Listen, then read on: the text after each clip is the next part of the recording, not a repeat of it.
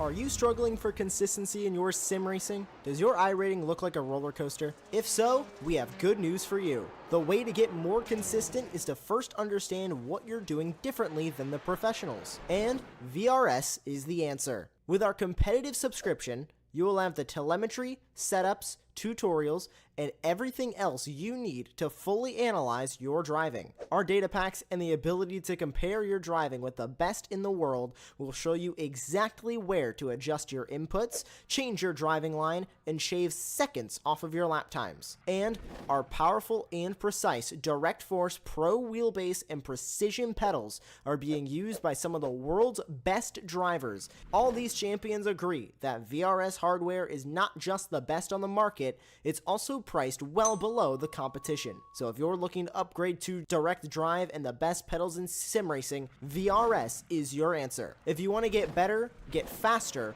and make it happen sooner rather than later, you owe it to yourself to find out why so many people are switching to VRS. You'll be so glad that you did. Visit www.virtualracingschool.com and learn why the best use VRS.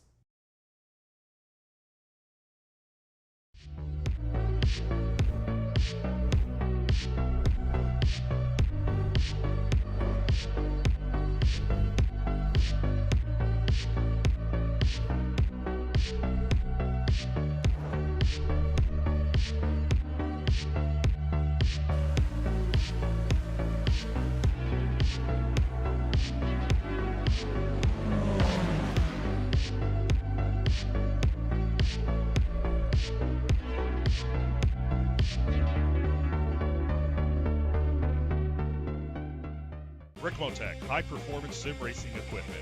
There's only one place to go, Ricmotech.com.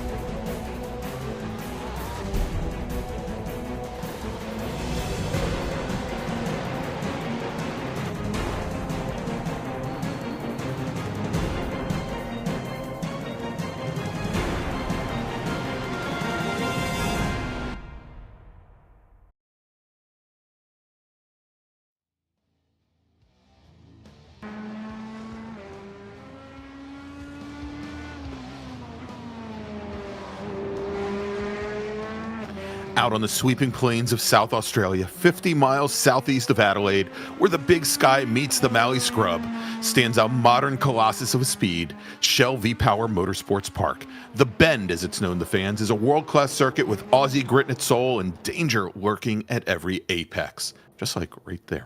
The international circuit is a driver's gauntlet, high-speed sweepers that test bravery, technical switchbacks that punish hesitation, and a monster backstraight where you're flat out, eyes locked on the braking zone ahead. Get it wrong and you're off into the dust. Just yet another story in Tally & Ben's growing legend. Welcome to round number 7 of the Extreme Motorsports Ricmotech World Challenge, presented by the SCCA Foundation and Butt Kicker, where a stacked grid of GTP, LMP2, and GT3 racers will lay it all on the line for 90 minutes here on Apex Racing TV. I'm Greg Ginsburg, along with Larry Lefty McLeod in the commentary box, with Jonathan Grabowski behind the scenes, making sure you've all got the best seat in the house from this upside down racetrack. And what a place for the penultimate round of the final 90-minute endurance race of the championship. There's an international Group 1 dragway that recently set the fastest and quickest top fuel quarter-mile run in Australian history. God, that was hard to read. Australia's only purpose-built drift circuit, a karting circuit, a rallycross circuit, driver training facilities, a four-wheel drive adventure park, that's right, an adventure park, and a rally off-road facility. And most importantly, there's a road racing circuit that at its longest stretches almost 5 miles and a mind-numbing 35 turns. But tonight, we're being magnanimous as our racers only have to survive the 3-mile, 18-turn international circuit. Good evening, Larry, and welcome to the Bend. That is a lot. That's a mouthful. Did you actually take a breath during all of that? No, not I'll one. give you a chance to breathe, and I'll talk for a second. Be back. I'll be back in 20 minutes. Get your oxygen tank. I know you're going to need it. It's a long night. I'm going to need it. Yes, it is the Bend, and you're going to give yourself the bends. You keep talking like that. But yeah, this is the Bend. This is the upside down world. We are in Australia. First time we're calling a race from the Bend. This is going to be interesting. So I don't know a lot of what to expect. We know this is a top-notch circuit. You've done your research. You know what that is. The folks are going to get to watch what this is all about. What matters to me is this is round 7 of 8. This is where we start to think about who might actually come out on top in the championship. If you don't do well now, you're pretty much out of it for that round 8 in 2 weeks. So this is a hugely important round. I think everybody's going to be in tonight to try and get those great critical points, try to win a championship. And at a new track, this is like green for everybody. This is going to be a very interesting evening here for 90 minutes. Indeed, Larry, and I'm seeing a lot of drivers here during qualifying having some issues putting in error-free laps as part of their qualifying session. There, of course, tonight, this is the Speed Lab qualifying session, of which we're almost 9 minutes out of 15 minutes into it. We give our drivers 15 minutes and 4 attempts, 4 flying laps to set their fastest lap, set the grid for this evening's 90-minute race. And of course, we've got our 4 different classes. We've got, for example, our GT3s separated into Pro and Am. Right now, we're watching Michael Brooks wrap up a lap. Michael was our fastest GT3 driver in practice during the week for the wrong stuff. And now we're looking at Leo Dragota, who's apparently nobody told him that the drift track is over there, Larry, off to his left. But Dragota was our champion last season.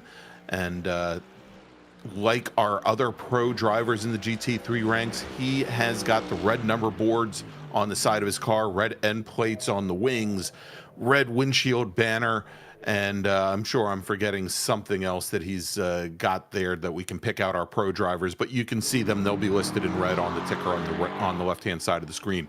Our AM drivers, which Brian Bennett is not one of them, but Dan Carrizo in his Acura is. Dan Carrizo, like our AM drivers, you'll be able to pick them out because they're going to have the green number boards on the sides of the cars, end plates on the wings, and windshield banners as well. And Carrizo currently running 4th fastest in qualifying tonight amongst the AM ranks. And then over in the prototypes, we've got 2 different prototype classes. We've got our GTPs, of which Stephen Hudek in his Ferrari, the number 44 machine is one, and the GTP cars, they have the black number boards, black windshield banners, and mirrors. And then if we had any of our LMP2 racers on track in their Dallara chassis, we would be happy to show them to you. You'll be able to pick them out. They all have the blue number boards on their cars, but it looks like all of them have completed their qualifying sessions already.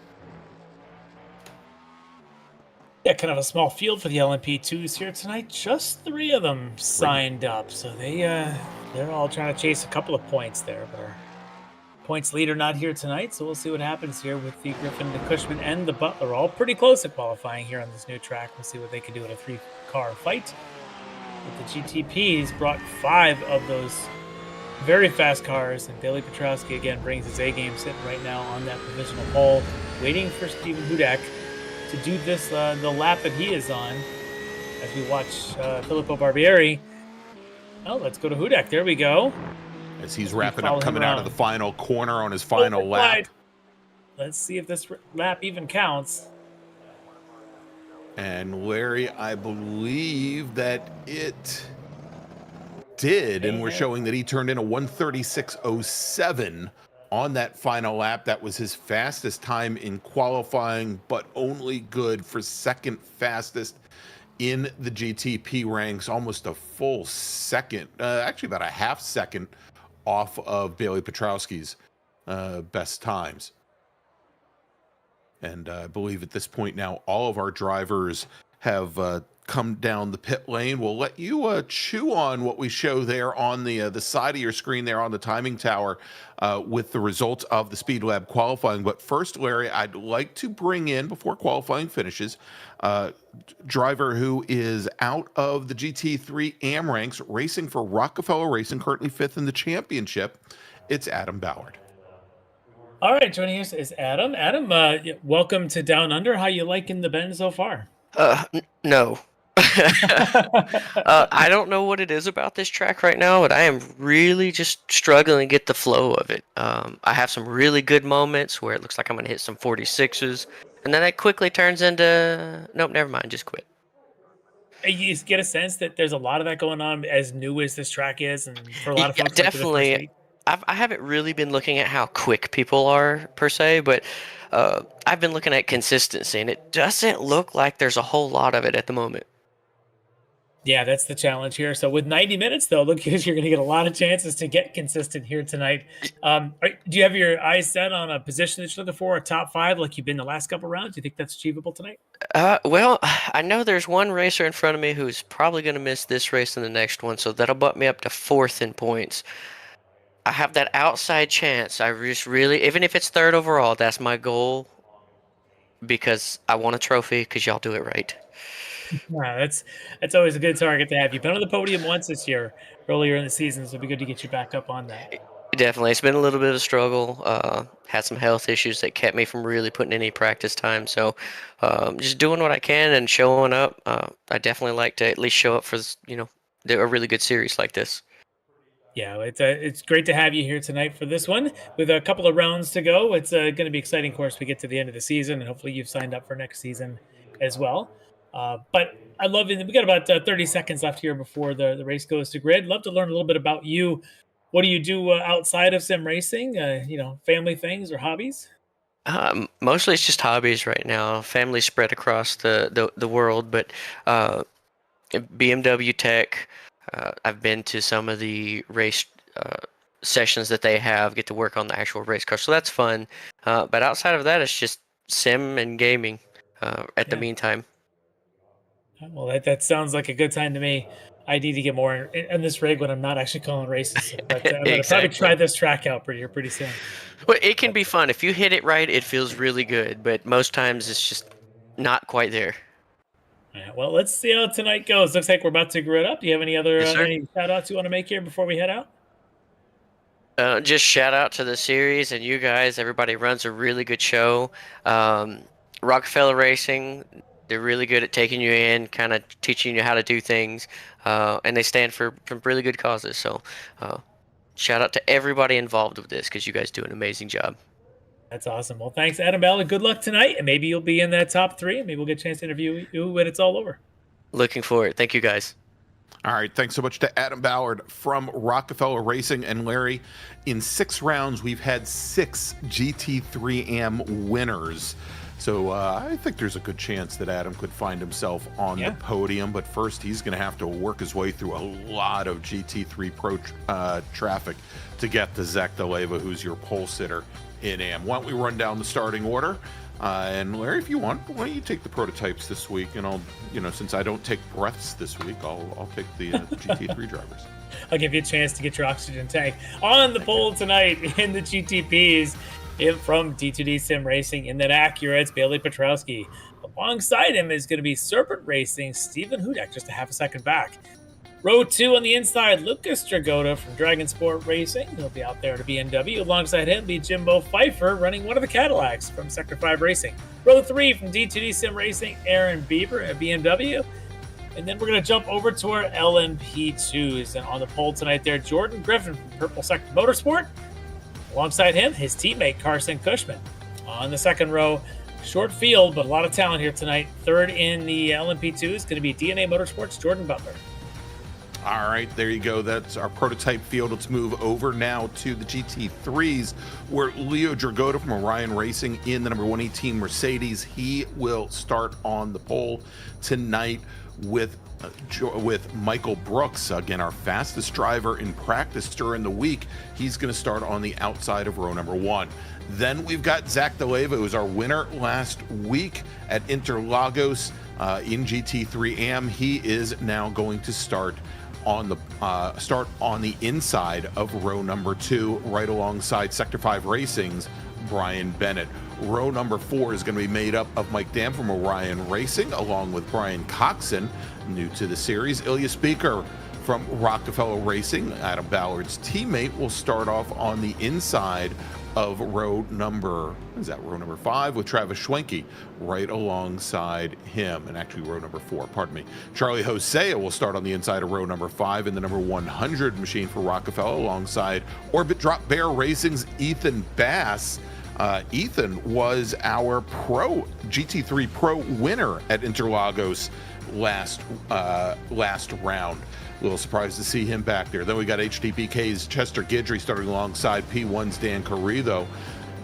Carlos Barrero from Speed Labs Dream to Inspire, our qualifying session sponsor, on the inside of the next row alongside Keith Stein from Rockefeller Racing. Then we got Filippo Barberi and Adam Ballard starting side by side there in GT3 Pro. Next, it's Jeff Jacobs from the SCCA Foundation. He's going to start alongside Chad Sebring, with Lewis Satterley and John Casey making up the next row in their Ferrari and Acura respectively. And then we've got next Frito Sport racer Greg Brockway going to be starting alongside Rockefeller Racing's namesake, Rocky Rocco, who's going to be starting at the tail end of our GT3 field tonight, starting 10th in AM in the number 47 machine.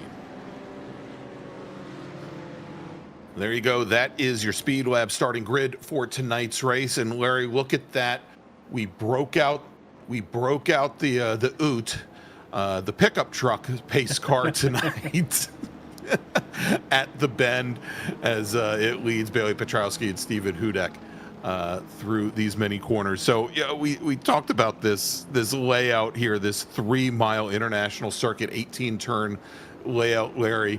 There is a 35-turn, 5+ mile layout that makes up this circuit. That we forego the eastern portion of the racetrack here to give you this circuit, but there are many different layouts that can be run. There's an east-only section which incorporates the long front straight here through turn 5 and then straight across to turn 16.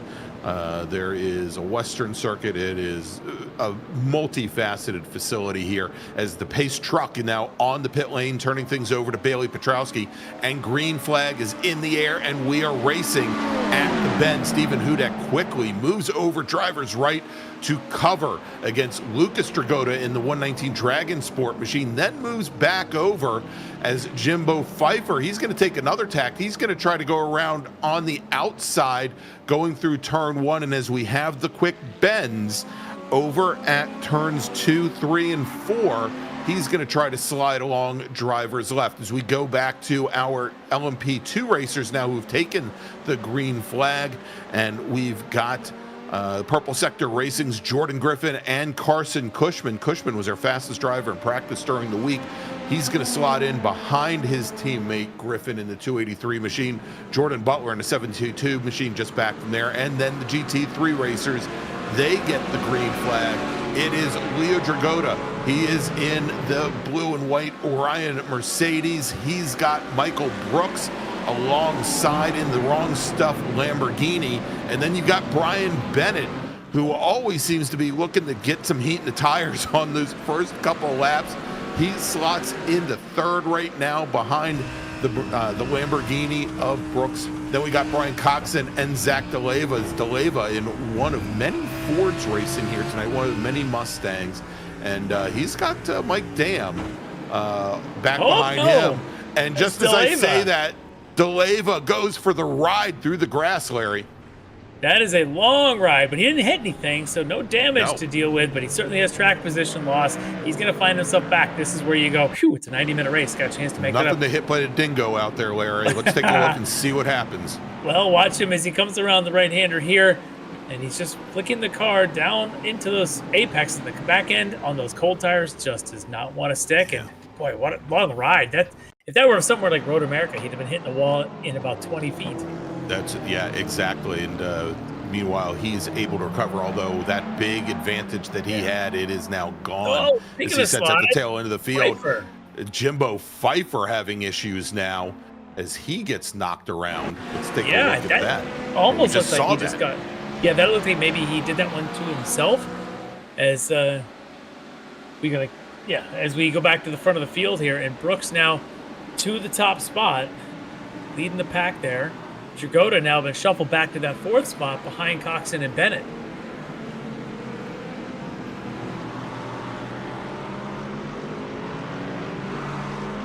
All right, so let's see now. There he is. Our racers are working lap number 2. If things calm down just a little bit here, and maybe maybe DeLeva,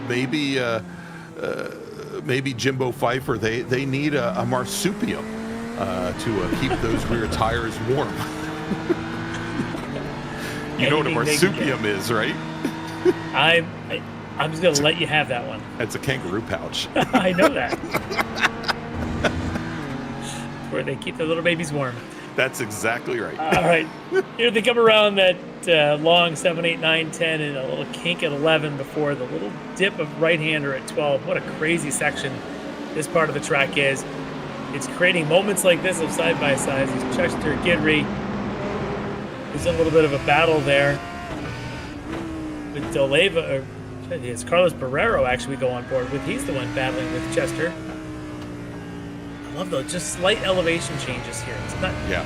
It's not exactly a mountain circuit, but it's just a little up, a little down, just low waves. And I don't have the reading on just the international circuit, but when you take the whole bend as one, Larry, there's only about 27 feet of elevation change from highest to lowest, and you can see they're just very slight, enough to make things complicated for you as you try to sight apexes or sight exits on corners. Just enough to change a little bit of the on versus off camber and create a bit of a lift and different grip levels at each of these corners. And I think that's fascinating at a track like this. It really creates a challenge for the drivers to learn all the subtleties of where a corner entry's got positive camber and a corner exit suddenly goes negative, and the grip changes mid-corner. It seems like there's a lot of that happening around here. As we check in on our LMP2 battle, Jordan Griffin's opened up just a bit of a gap over his teammate Carson Cushman. We've got Carson there trying to hold off Jordan Butler right now in these LMP2 Delaras.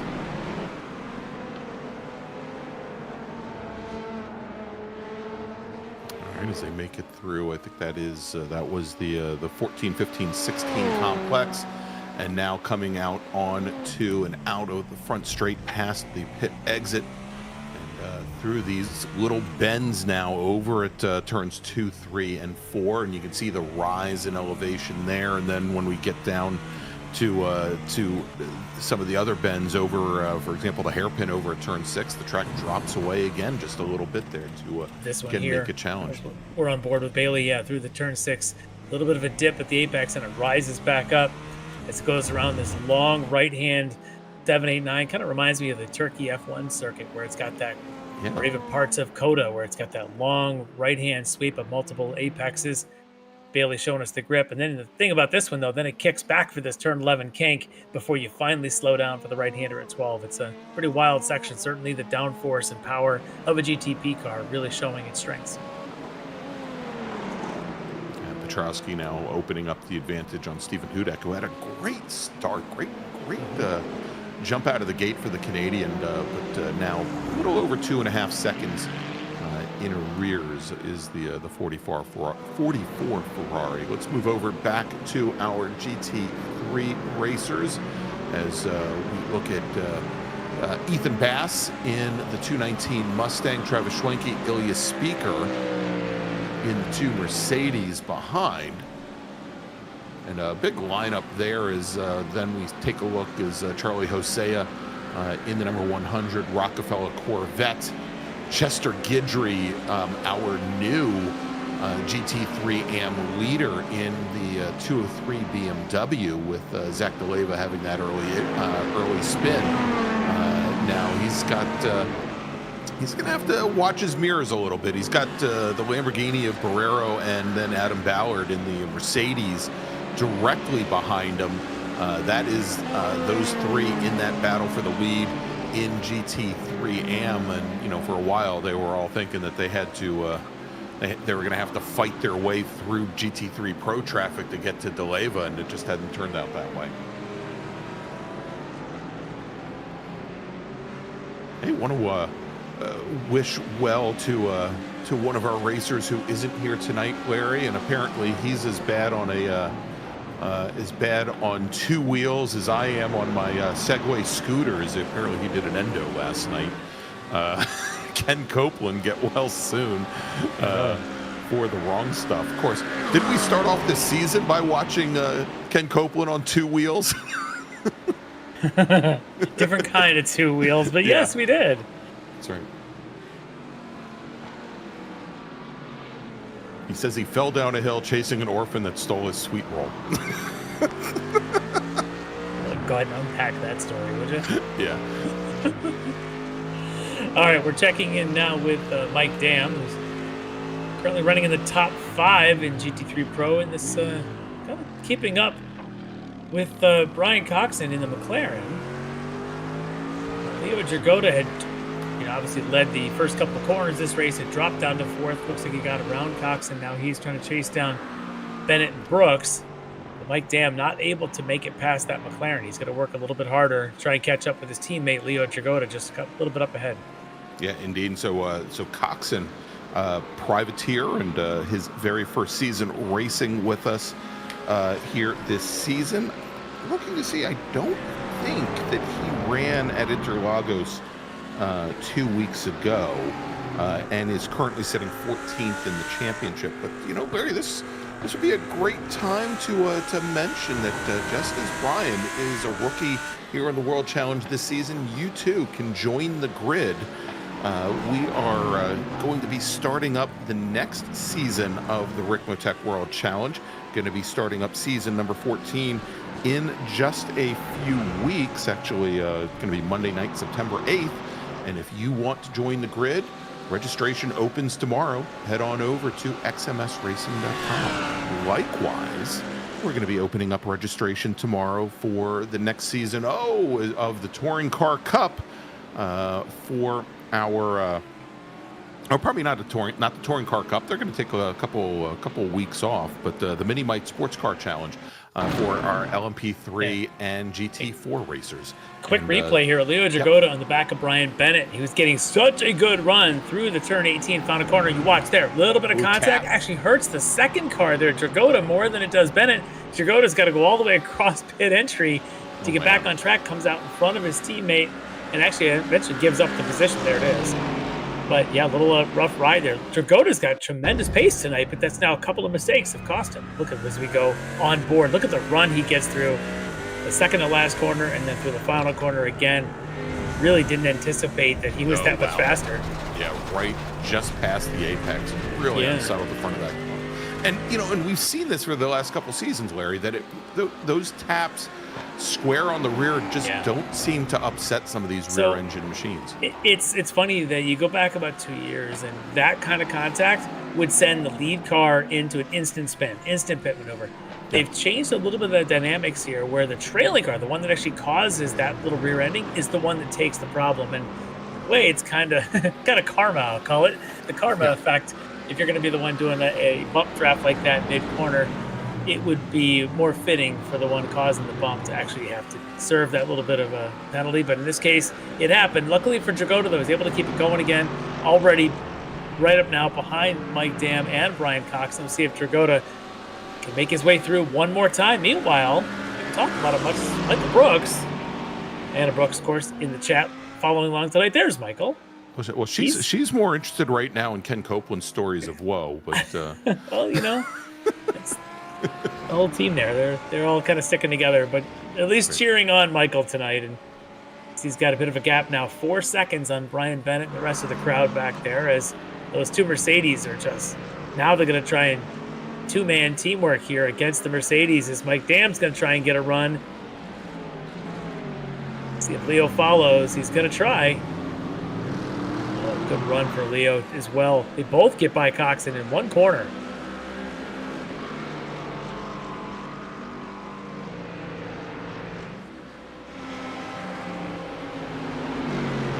You watch how smooth Dragoda is. I suspect he put in some seat time on this track in the last couple weeks to get ready for this.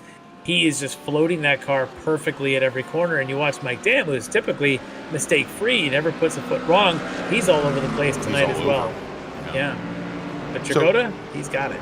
Yeah, he absolutely, and you can see where if he's having an issue, it's because I think owing to what he had happened to him just a lap or so ago, he's coming off throttle mid-corner in some places to keep from coming up on the back of Mike Oh, there Dam. goes Dam. And Dam goes around, Larry, just as you said, and impacts the wall. And that is unfortunate for the driver of the number 93 Mercedes. He's now going to drop back quite a bit, fall back into, I believe, 10th. But more importantly, it looks like he's going to have some damage to repair. He may have some. You watch, he's floating the car a little bit rough. Dragoda behind him has got the car like he's got more speed than he could use with that extra Mercedes in front of him. And right here, again, on throttle, we talked earlier about how the pavement here kind of floats and waves. That's one of those spots where it kind of comes up and hits a bit of a crest. I think it caught Mike Dam out just a little bit. Now he's dropped back another 6 places. And Leo Dragoda now up into 3rd position. Behind Brian Bennett. He's a couple seconds back from Bennett, about 3.5, 4 seconds at the time. By the way, Larry, going back to the chat, Ken Copeland said that we apparently aren't Skyrim fans, and I'd just like to say that I'm a fan of all of the Terminator movies. Skynet, never mind.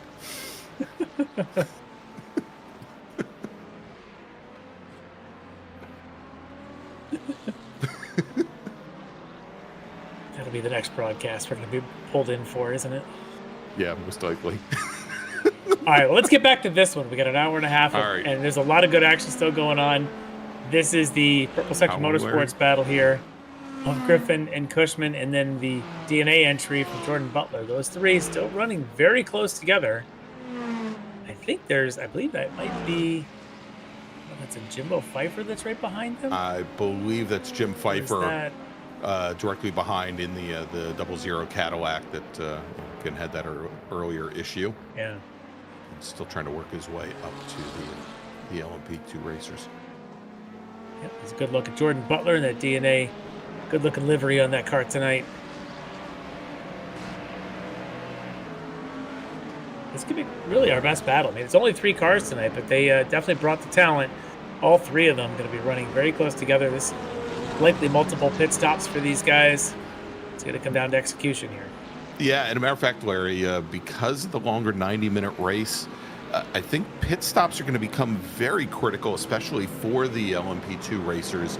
You know, we've seen where a number of rounds in the championship where they kind of almost get halfway, even with some of our shorter 75-minute races. But here in particular, we see the pit window closing for them right at lap 25. The problem is that this is probably going to be a 54-lap race for them. So they either are going to need to make 2 pit stops or really do a lot of fuel savings and try to get somewhere around 27 laps or so out of these cars.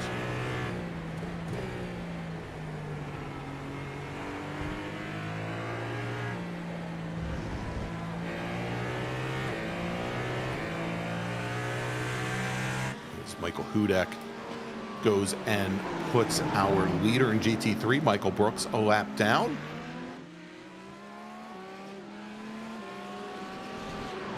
Hudak currently about 7.5 seconds back from our race leader and championship leader in GTP, Bailey Petrowski. Yeah, Aaron Beaver here trying to make his way through some of this traffic in front of him. I think that's Charlie Jose and the Corvette from Rockefeller Racing. And then That should be Ilya Speaker in the Mercedes from Rockefeller. So trying to get through this GT3 field is Aaron Bieber. Trying to do it cleanly, and it's kind of corner by corner. Next up, he's got Travis Schwenke and Ethan Bass. Ethan's been a pretty good mover so far in this race tonight. Got himself up into the top 5 in GT3 Pro. I just wonder, in Ethan's case, the winner there a couple weeks ago that struggling in qualifying, if perhaps he just didn't get the time in this week to be able to learn this new track. But as this race goes on, I suspect his pace will pick up as he's under pressure now, though, from Travis Schwenke. And Ethan Bass, I don't know if Bass was upset with the prototypes coming through, but brought the car much offline and just started flashing the headlights furiously as Schwenke was closing up behind. As we now look out the back window of the 219 Mustang driven by Bass.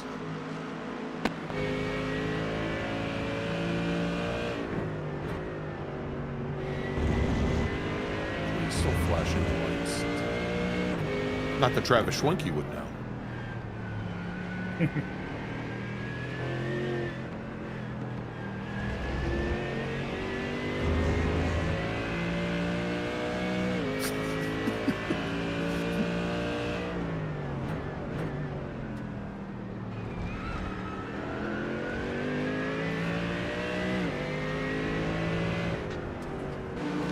Got our LMP2 championship leader in the chat tonight. That's Dean Dibdahl from what is it, Rocket Ship Racing. Apparently didn't collect his allowance from Rich this week. Couldn't buy the new deliver a few more racetrack. newspapers or something, and Yeah. be able to pick up Exactly. the cost of this one.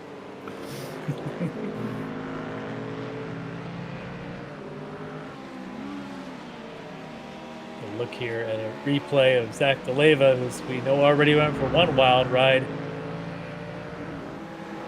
Let's see where this one takes him. Looks like not too much here, at least, but he is continuing to work his way back up through the field, currently up to 4th in GT3 AM.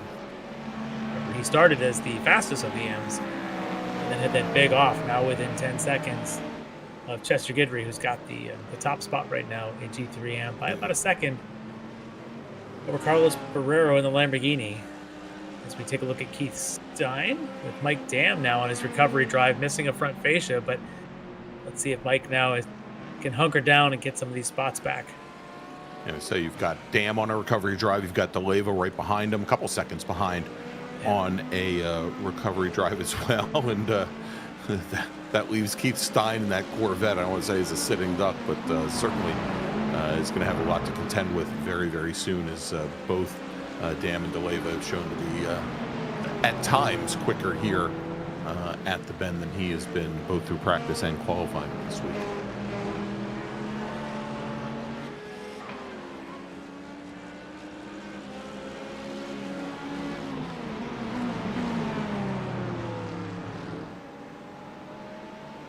There goes Cushman,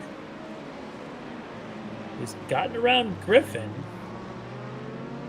And now Griffin looks like he's going to be there in a moment as Cushman's dealing with some traffic here.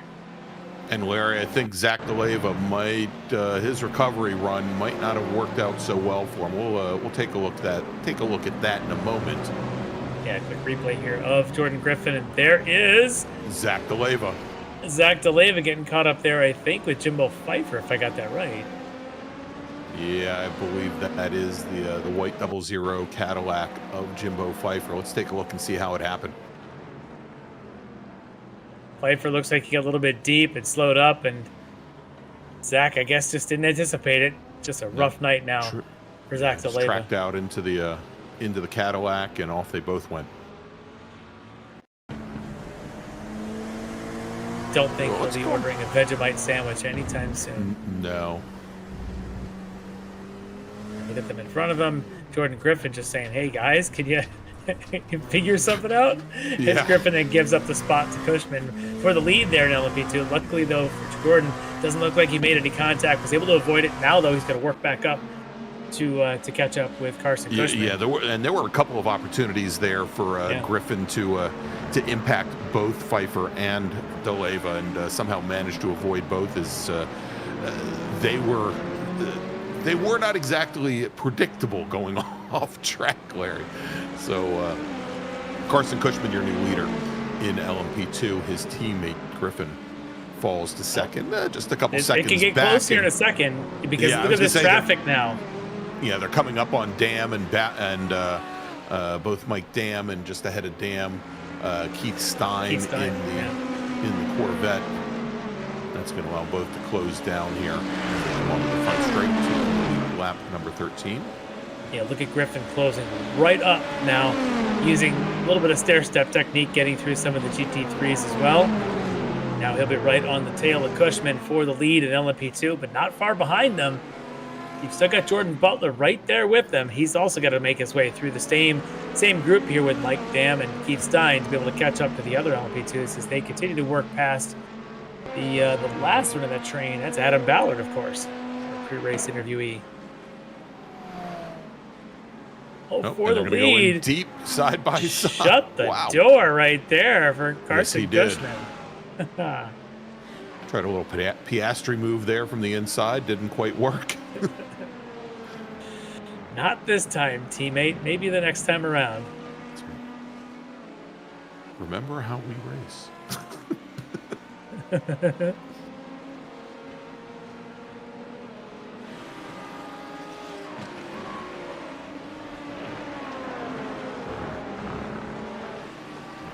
More GT3 traffic ahead. You're going to have to get used to that if you're the leader in LMP2 tonight. That's one of the Barberos right there. To the 14 of Carlos Guerrero. He's trying to compete in the GT3 AM. He's just 2 seconds back from Chester Guidry.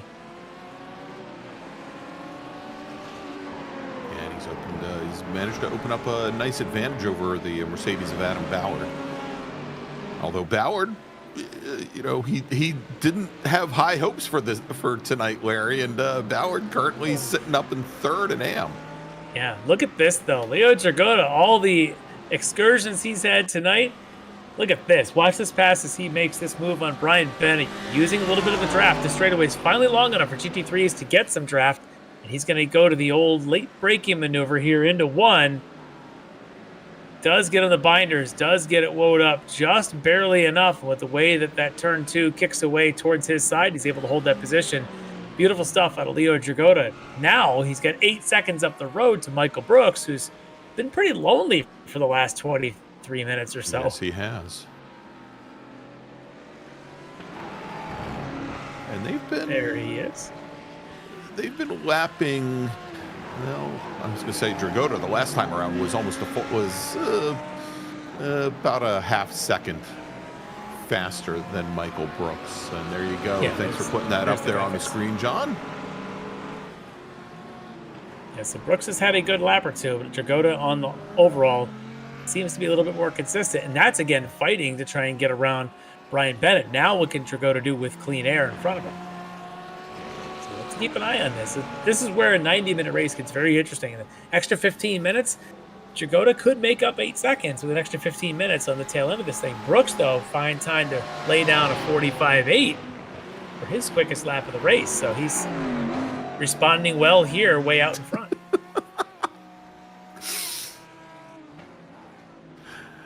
Oh, my.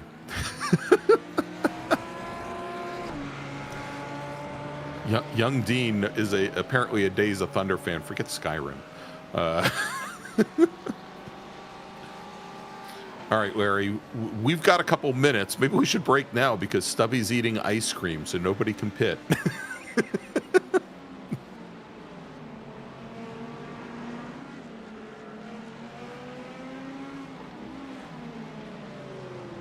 Stubby's back. Stubby, did you bring enough for everybody? Yeah, really.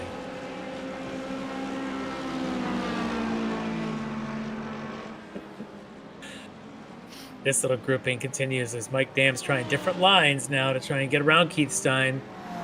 Keith doing a good job of car position. Adam Ballard just kind of eyeing this battle up a little bit. Adam running third in AM, watching these two pro class drivers in front of him. Probably thinking there may be an opportunity to get ahead of them should they falter. And well, we know Mike Dam's already had one big excursion tonight.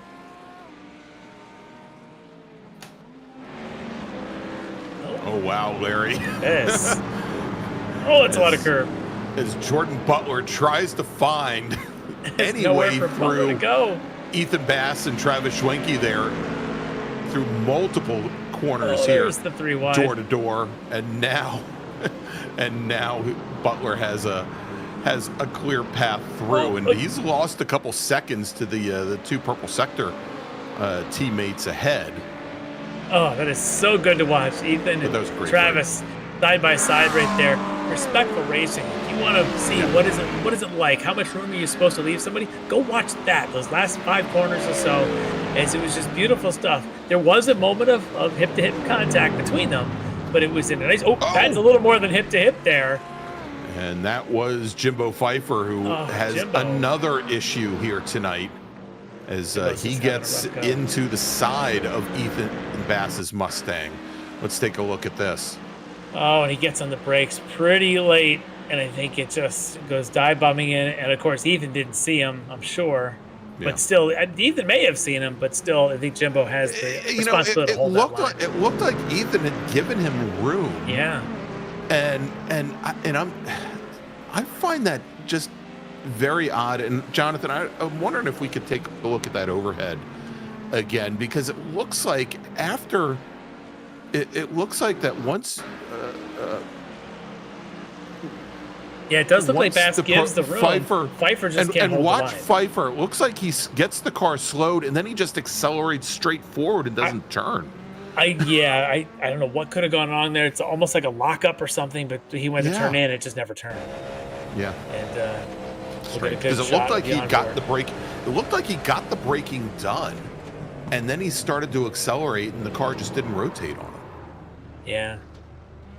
Awkward situation, but it doesn't look like it cost Ethan very much, as he was able to hold the position actually in front of Travis Schwenke, and they continue to fight for that spot. So 5th place still under attack there in GT3 Pro, as the top spot in LMP2 is under attack. Cushman now behind Griffin, gonna try and do the up and under move going into 1. Is it gonna work? Good position there going into 2 for Griffin, as Griffin gets the lead back at LMP2.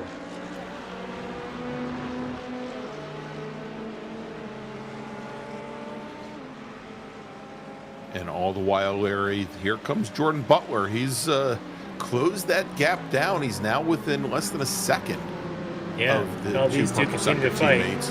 Yeah, and now, they now have to work their way through some of the GT3, hasten to call it traffic. I think that is Travis Schwenke right there. That's Leo Jacoda. Oh, that's your second place runner, Leo. Oh, yeah. Yeah, Leo's trying to break away from Brian Bennett, who's running 3rd, and these pesky LMP2s are just a different pace through every corner. It's almost like at the moment of corner exit, the GT3 can do a little bit better, but the corner entry is faster for the LMP2s. They're all sort of all over the place, but they somehow make their way through, and it didn't look like Leo wanted to let them, but a little bit of forcing, and they get there.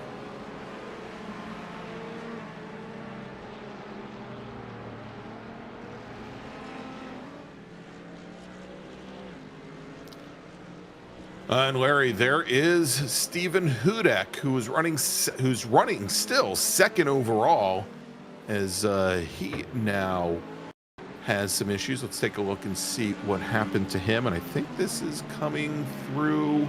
That's Mike Dam and Keith Stein. And Stein is the one that gets side by side. Hudek probably forced something that wasn't there. We'll see what the stewards have to say about it. But that's going to break up a little bit of that battle that Stein and Mike Dam were having. Fairly certain that was over at 10, 11, and 12. Let's take a look. Yeah, it does, down that long right-hand sequence. And Hudek really needs to hold his line in there. We'll see if the stewards, the earlier incidents, they've been pretty lenient if it's side-by-side like that, not assessing penalties, but we'll see what they say on this one. So flash the lights as if Keith Stein didn't know the big green GTP was coming. It was coming up on him. The one that might have just run into him? Yeah, I was to say, he's been warned. So, the stewards are going to look at that incident. We'll see what they have to say. I think they made a tough call. They might just say it's a racing incident, but often the default goes in favor of the slower car because the incident responsibility really belongs to the faster car trying to make the pass. In fact, the Leva continues to turn laps.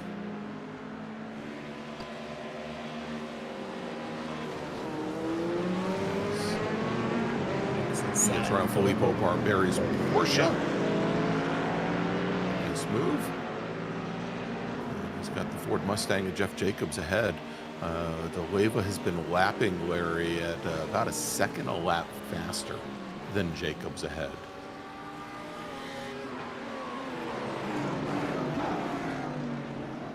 All right, so the stewards did rule at least back to the Jimbo Pfeiffer incident with Ethan Bass. They are going to assess a 10-second post-race penalty to Jimbo Pfeiffer for that turn 1 incident that we saw where the car just plowed straight and didn't make the corner. Still waiting on the other incident there with Hudek and Stein.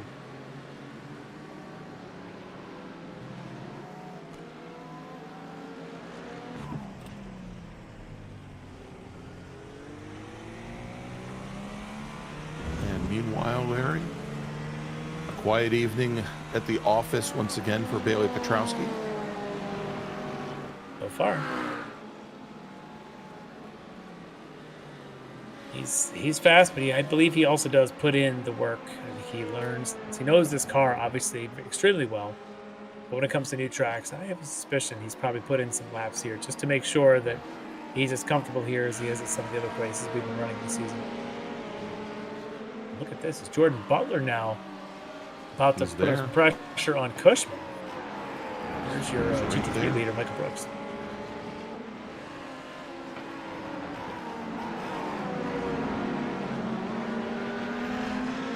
A little wide this time for Butler, trying to hang on to it before he gets into the grass. Barely does. Brooks is like, come on. I'd like to resume my pace. Go.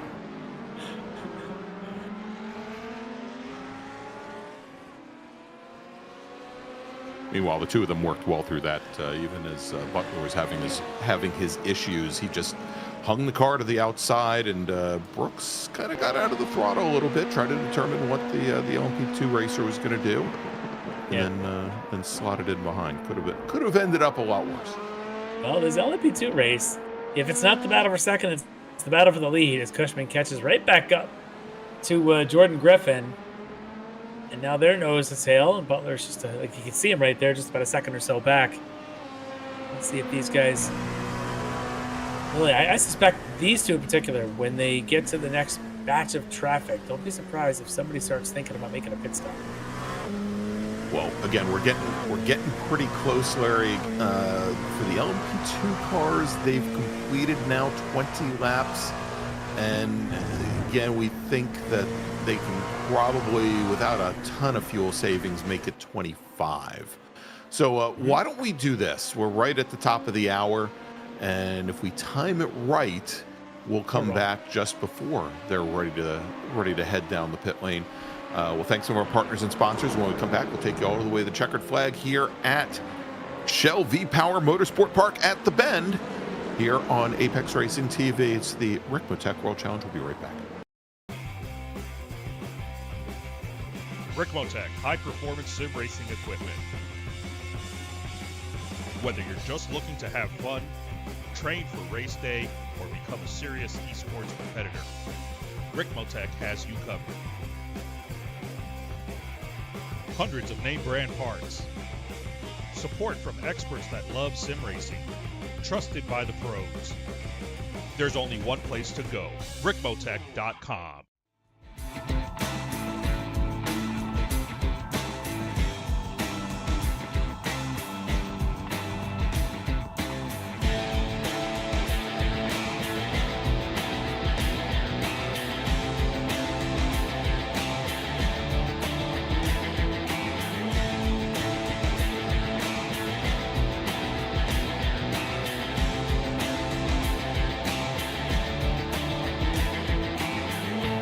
SCCA Foundation is a 501c3 organization serving as the charitable arm of the Sports Car Club of America. One of the programs partially funded by the foundation is the SCCA Academy, an online learning management system used to keep real-life racing track officials up to date on the highest standards of race safety and officiating. Through this program, the SCCA Foundation is supporting the future of the best trained corner workers and event officials in motorsport. You can support these efforts at www.sccafoundation.org.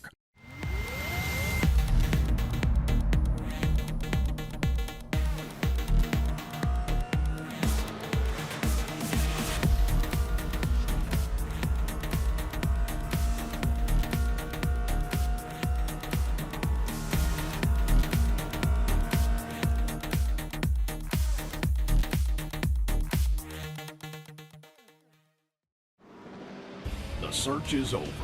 The most comprehensive league scoring solution is here, with the ability for multi-level championships, custom incident tracking, post-race time penalties, support for heats, drop weeks display, multi-car team scoring, advanced web widgets, rookie championships, a custom paint system, and load those results in seconds.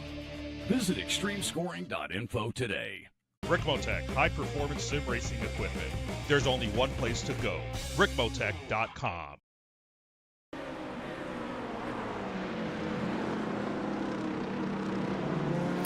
Welcome back to the Extreme Motorsports Ricmotech World Challenge presented by the SCCA Foundation and Butt Kicker here on Apex Racing TV. I'm Greg Ginsburg along with Larry Lefty McLeod. That right there is Mr. Bailey Petrowski. He is your championship leader in GTP. And Larry, just kind of the way we left him, just clicking off laps. Kind of what he does is leading now up over 20 seconds. And it looks like he's just been extra smooth again tonight. Just doing what Bailey does and trying to avoid any kind of incident and maximize those points and try to win another championship. That guy continues to try to chase him. That is Stephen Hudak. Had a little incident earlier. It seems to have settled that a little bit. Now he's got plenty of a lead now on third place. Aaron Beaver there. You can see him. Bailey's teammate, of course. And Beaver's had a nice, quiet race, Larry. Hasn't had any issues. Unfortunately, he just doesn't have the pace of, say, Hudak to get up there. As we jump back over to LMP2, Larry, and we have a new race leader in LMP2 as Carson Cushman has gotten around Jordan Griffin. Let's take a look, see how it happened.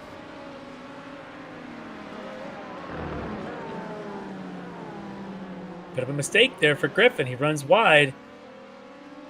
Just enough for Cushman to slip through. He does. And as we go to the replay, Larry, yep, Jordan Griffin gets the pass made and is once again in the lead. But all of this dicing has now allowed Jordan Butler to get as close to this fight for the lead as he has all race. Whoa! As Carson Cushman gets very loose. Look at Butler's going to take the opportunity. All right, so move Butler up to second now. If you've watched any real-life endurance races with these cars, this is exactly how they race. Same thing, lots of side-by-side, lots of moves. As Butler now, we're on board with him, trying to make a move, put some pressure on Griffin. While Cushman thinking there's an opportunity there for him as well. Now for Butler, he's the only one that hasn't actually had the lead in this race yet in this class. Yeah. He's pretty much spent the whole time in third place, just watching the two in front of him dice it out. But maybe this will be his opportunity. Yep, there you go. There's the opportunity he was looking for. He ducks underneath Griffin, and now Butler into the lead as the two purple sectors now go side by side off the final corner. Butler's going to try and break the draft.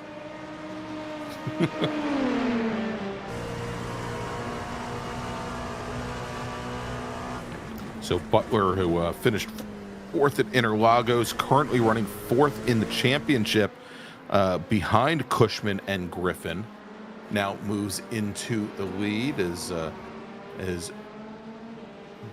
Griffin made that pass that Griffin made on Cushman. Let's take a look at that again. As they come down towards turn one.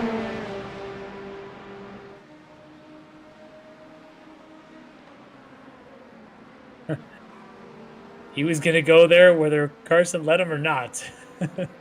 Yeah. He committed, and he committed early. Yes. Well, let's see if the purple sector entries work together just a little bit to try and make sure Jordan Butler doesn't get away from them.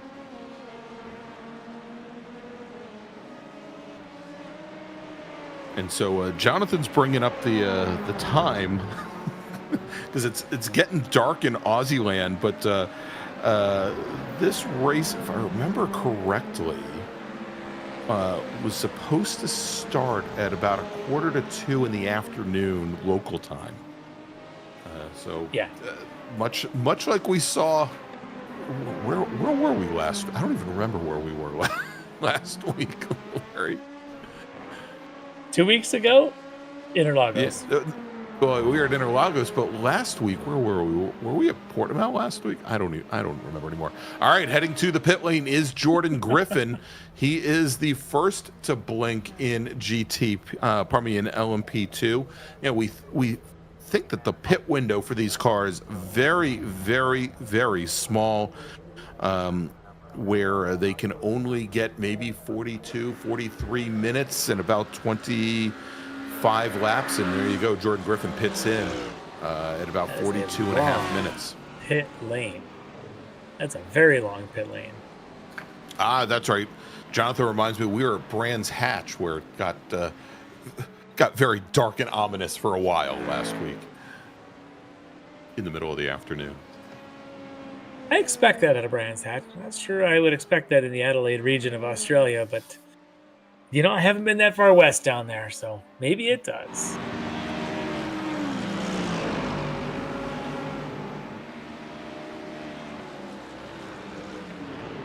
All right, another one of our Rockefeller runners, Ilya Speaker, currently running in 6th, starting to close things down on the Mustang of Ethan Bass.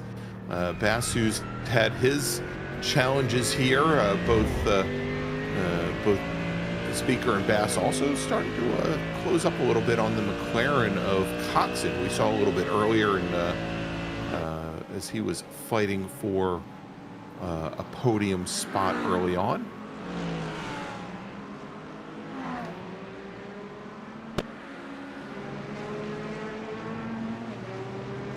All right. Jordan Griffin finishes his pit stop, heads back out, and as he does, Larry, and as we see Carson Cushman now take over the lead in LMP2, Jordan Butler pits in from the lead in the 72 machine. Interesting that Cushman's able to go one more lap. So Butler, of course, stopping here, but it was Griffin that stopped the lap before. Interesting, all three LMP2 cars going to end up pitting on different laps. We'll see how this works out for Cushman, as he's got a Hudak and a slightly larger prototype in his mirrors. And just going to hold his line, make Hudak go the long way. Got to be careful. The LMP2s can break a lot later than those GTPs. You can see it through some of these little switchbacks. The lighter LMP2 car has the advantage through this stuff. Yeah, Larry. I mean, it's so clear watching Carson Cushman here how much more easily the Dallara rotates, and he's also seemingly getting on throttle much earlier than Hudak just ahead. And he's going to have to be careful significantly there. They're shorter and they're a lot lighter, so they can do a lot of the short wheelbase transitions much better than the longer GTPs. But get on the straightaways, the horsepower is just another world. All right, so Jordan Butler rejoins Larry, and importantly, he rejoins ahead of Jordan Griffin. And it's not even close. And a lot of that, I think, is owed to the fact that that Butler had opened up a pretty good gap in the intervening lap or two, as Carson Cushman now heads to the pits from the lead in LMP2. Admittedly, though, Larry, as I'm looking at it, even though Butler is he's about a second and a half ahead of Griffin at the moment. Griffin was in the pit stall for oh my gosh, maybe about a quarter of a second to a half second less than Jordan Butler, even though he pitted in a lap early. Now, we do think that there's a good possibility that both Butler and Griffin may need to take a splash and go to get to the checkered flag. We'll see here as Cushman did make it through 27 laps. He may be able to one-stop this. Yeah, and I think the others, if they save some fuel somewhere, might be able to. And perhaps maybe that's what Jordan Butler was doing the whole first stint when he wasn't challenging really most of that first stint with the other two drivers. Perhaps he was doing a little bit of fuel saves. As now we jump over to GT3s, there's several of them coming in. There you go. Chester Guidry from the lead in the GT3 AMs. He'll be the first of those to flinch, come in the pits, and then it looks like Travis Schwenke right there behind him. Yep, and Schwenke follows him in. Carson, oh wow, Larry. While they're doing this, let's jump back over to that LMP2 battle if we can, because we just had Cushman go very deep down into 2, 3, and 4 to try to get around Jordan Butler as Jordan Griffin rejoined in third place. I suspect these guys may have taken tires as well. So remember, they got to deal with the cold tires on their outlaps. Yep. Butler, of course, he's got the warmer tires than Cushman would have, having been the Cushman pitting a lap later. That may have been why he's not able to quite stay ahead of Butler. Butler here already now working his way, trying to put a couple GT3s in between himself and his rival Cushman. Yeah, and Butler was in his pit stall, Larry, for almost a full second less than Carson Cushman. Cushman actually on the pit lane longer than both Butler and Griffin.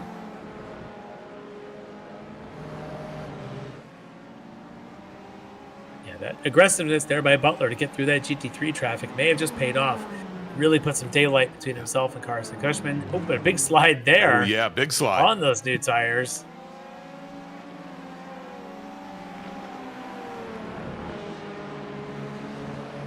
Yeah, and he did that Larry, coming out of 17, coming out of the penultimate corner, just when he needed to be getting the power down and use everything that he had to come onto the front straight.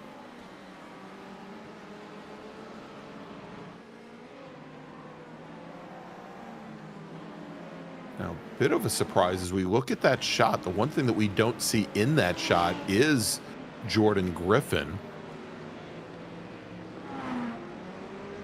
Let's see what... Oh, yeah, there you go. Jordan Griffin loops the car.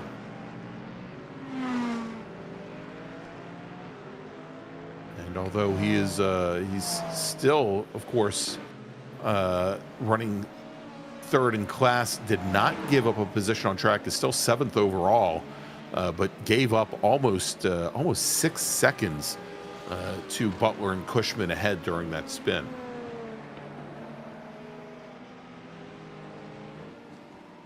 He's got some work to do now if he wants to fight for the win here at the end of this. Billy Petrowski looks like he's got some traffic to contend with. That right in front of him, I think, was that... which one that was. I think that was Lewis Satterley in the 61 Ferrari.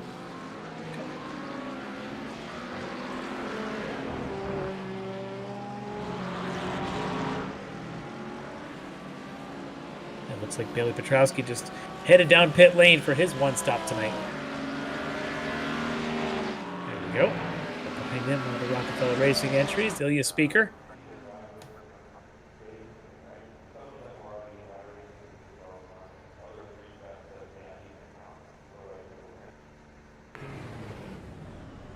All right, Stephen Hudak is going to pit in from second in GTP as he'll see and go by Bailey Petrowski on the pit lane.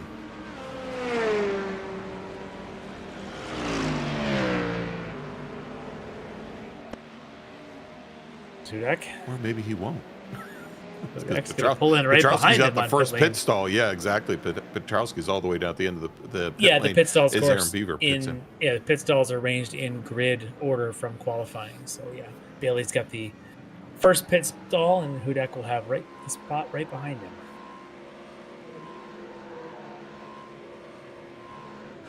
So wait for the leaders in GT3 to make their stop. Just a handful have been in. Carlos Barrero, Ilya Speaker, Chester Guidry. That all shuffling in GT3 AM has put Alan Ballard now with Zach DeLeva right behind him as your front two in GT3 AM right now.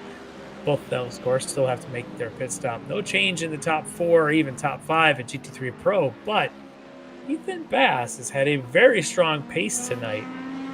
Remember, he started this race, what, row 5 or something? 5. Yeah, I think he started 9th tonight.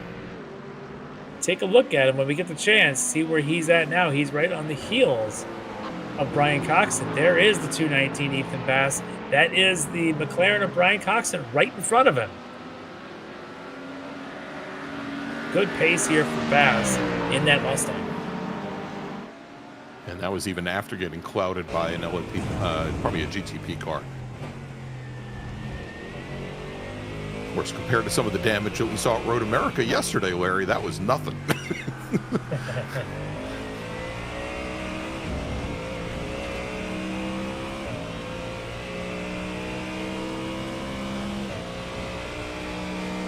America started to look like a veritable parking lot yesterday.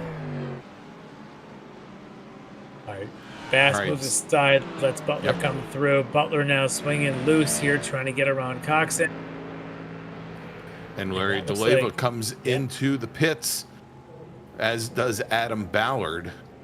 This should or could hand the lead GT3M back to Chester Guidry, who's already done his pit stop. So keep an eye on Chester in the BMW. While DeLeva and Ballard get their services. Got Schwenke. I believe he's already done his stop. He's right behind Guidry, of course, in the pro category. All right, Larry, and our GT3 Pro leader, Michael Brooks, now heading down the pit lane, or as his wrong stuff teammate mentioned, where was it here? It's about time to see Mike execute a pit stop of perfection. No pressure, Mike. No pressure from Ken Copeland.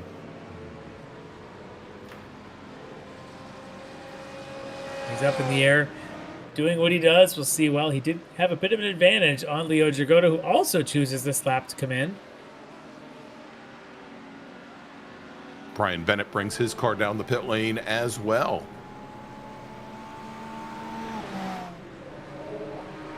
That moves the lead of the race now into the hands of Brian Coxon with Ethan Bass just a couple tenths behind him. Of course, both of them still have to make their stop, but at least get that one extra bonus point for leading a race. All right, so as Brooks now heads out, Dragotta is off the jack stands. He is on his way now as well. And it'll probably be a few more seconds before we see Brian Bennett come down off the jacks, as he was pretty late to the party there, to the pit party. Oh, that is Lucas Dragotta in the Dragon Sport machine. In the 119 BMW. Let's take a look. And he just, wow, he got very, very loose there. And I think that was coming right off of his pit stop. And then he gets onto the curbs in high center. I wonder if he's having an issue, either a sim rig or the car had prior damage that we didn't see, because he looked like he was fighting there on consecutive corners. A little out of character there for Lucas. Zach DeLeva has had an adventurous night. He's going to go and take a little more look at that grass and say this stuff's pretty good too. Going through the Australian bush.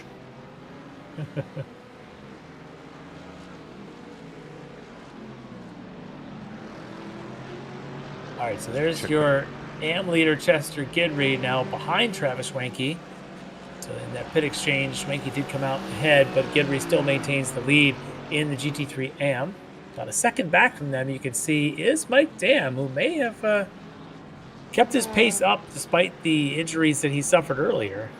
It looks like he's got pretty good pace going at this stage. Yeah, maybe even took some repairs. Lapping within a tenth or so, the drivers ahead, as Brian Coxon brings his car down the pit lane, as does Ethan Bass. They'll pit in from first and second in GT3. That should elevate Brooks back to the lead, and there you go as Michael Brooks comes down the front straight. He is once again your leader in GT3 Pro. Bass, though, may get out in front of Coxon. It's going to be a drag race to the end of the pit lane.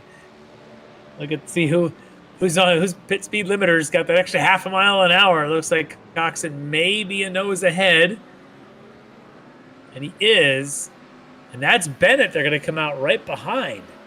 So there's your 3, 4, 5 positions in GT3 Pro.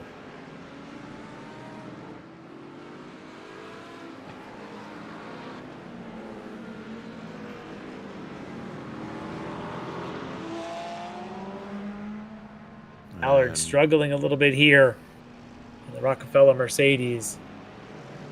He spins from fourth in the AM, had been up as high as third. Let's take a look. This is what he was a little worried about. It's the inconsistencies around this track. You can see he catches some of that sausage curve, and the car just starts to do a little bit of a wobble, a little bit of a oscillation, never catches. So when the pavement crests over the hill on the exit of the corner, the car never wants to stick, and around it goes. Yeah, you're just in a bad spot there. You get on the throttle, you walk the rear end of the car around, you let off the throttle, the weight unloads to the front, and the rear end walks around. It was just a bad place to be. All right, as we go back to this battle now for what is currently fourth in GT3 Pro, Brian Coxon in the number 39 McLaren, Ethan Bass in the 219 Mustangs. We said Bass is he's had his excitement for the evening here, but did we just lose the back of that car again, Larry? Oh boy! Indeed. Just as I said, Ethan Bass goes around. I saw the rear end of the car get quite loose, and then he had the prototype car coming up behind him, and I don't think had anywhere to go, and I think there might have been some contact there as well. Let's catch the replay here. Let's see what Bass does. He gets some dirt there on the exit, and that starts it. And does he get contact with Hudek? Dude, Hudek might have avoided him. Yeah, let's get the in-car from Bass on this one, or maybe even from Hudek, because this is going to be close. Let's go on board here with the prototype of Hudek. He gets a great view of a sliding Mustang and has to pick which way do I go, left or right? Do I go left? Do I go right? Which way should I go? Oh, I'll go right. And he almost said, I think he avoided him. I think you're right. Wow. For a moment there, and Larry, he waited until the very last moment to make a decision to go left or right. Watch him as he almost lines up the numbers on the door, and then at the last moment goes, oh, I'll go that way. Yeah, he missed him. Wow, what a save. Nearly code brown for Hudek, but he saves it, and he continues for Bass, though, after a great run in this race, loses a bunch of position. He comes out right in front of Ilya Speaker, actually. Well, now he's, of course, got the Dragon Sport Racing of Lucas Tragoda right behind him. But behind that is I do believe, Ilya Speaker in that Mercedes. Yep, there he is. There he is. The crowd goes wild in the chat after that save from Hudek. Yeah.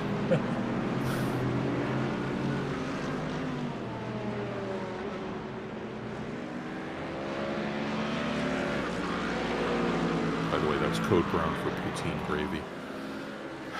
Poutine. Is that more Canadian than it is Australian? Yes. Vegemite is kind of brown color. So Yeah, kind of. if you haven't had Vegemite, I'm not sure I'd recommend it. It's an acquired taste.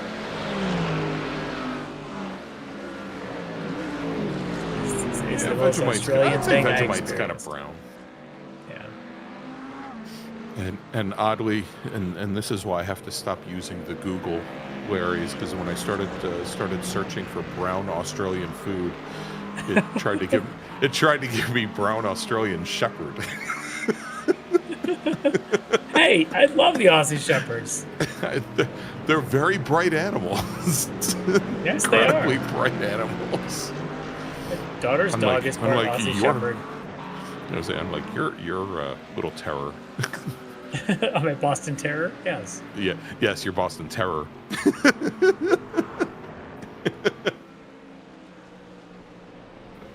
Aussie Shepherds are very smart, except the one my daughter has. He's not very smart. But he's a good dog. All dogs are good dogs.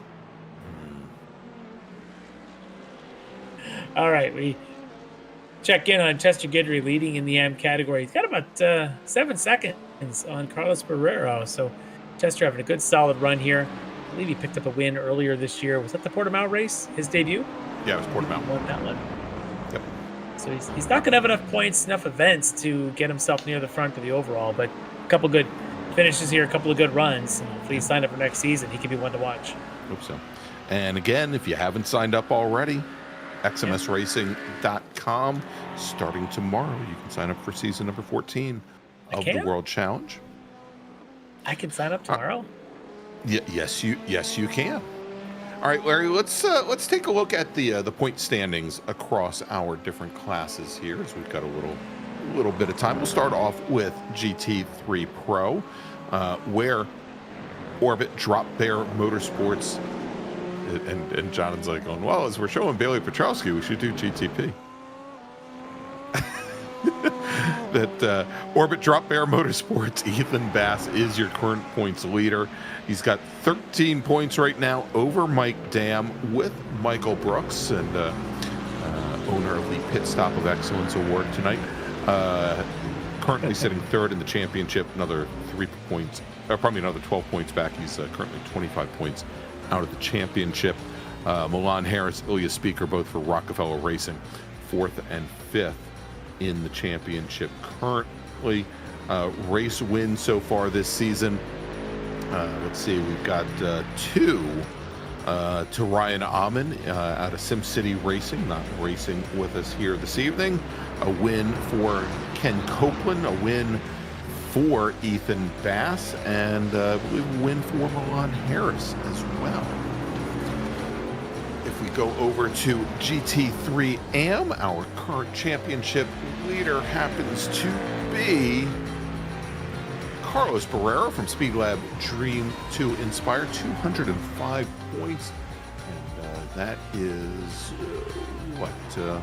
it's a couple points up on the rest of the field. It is 28 points up on Zach DeLeva from Aerokinetics, obviously tonight not helping his cause. Should also mention that in this 8-round season that we do give one drop, and I'm sure that DeLeva will, I say DeLeva will want to take tonight as a drop, but he's sitting third in AM right now, and I think that puts him, I think it's 14th overall, the GT3 cars. Aaron Sunday not here with us tonight from OHND Racing, only 3 points back from DeLeva and Dan Carrizo from P1 Racing, another 2 points back from there. Remember, we talked to Adam Ballard this evening pre-race. He's 49 points out of the championship, but only 21 points back from DeLeva. Who knows? He thought he had a good chance of making up some points here tonight when he was sitting third and was ahead of DeLeva. Currently 4th in the AM and I think 16th of all the GT3 cars currently. All right, let's move over to LMP2, where Dean Dibdahl from Rocket Ship Racing is your points leader. And in the chat has 4 wins on the season. Only other winners this season are Purple Sector's Carson Cushman, and Carson, of course, currently running 2nd in tonight's race, 2nd in the championship as well, 11 points back from Dibdahl. And then Nicholas Lemon, from Purple Sector, running 7th in the championship, our only other race winner here this season. But you can see there, once you get past Mr. Dibdahl, still pretty close in the standings there, especially that battle for 3rd between Jordan Griffin and Jordan Butler. And currently Butler with the advantage here this evening as your leader in LMP2. And then finally, if we move over to GTP, Bailey Petrowski is your points leader with 5 wins out of 6 on the season. Kevin Carlisle from SimCity Racing, your only other race winner here this season. Petrowski with a 9-point advantage over Sean Fitzgerald out of Lead Paw Racing. Then with Aaron Beaver, third in the championship, also third in tonight's race. Beaver is currently 26 points out of the championship, 17 back from Fitzgerald. Kevin Carlisle, Jimbo Pfeiffer, 4th and 5th in the championship here this season with 1 round to go.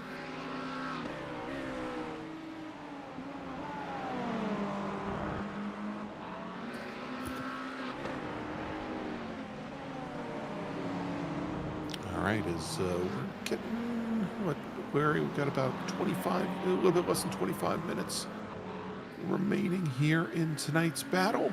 90 minutes from the Bend. V-Power Motorsport Park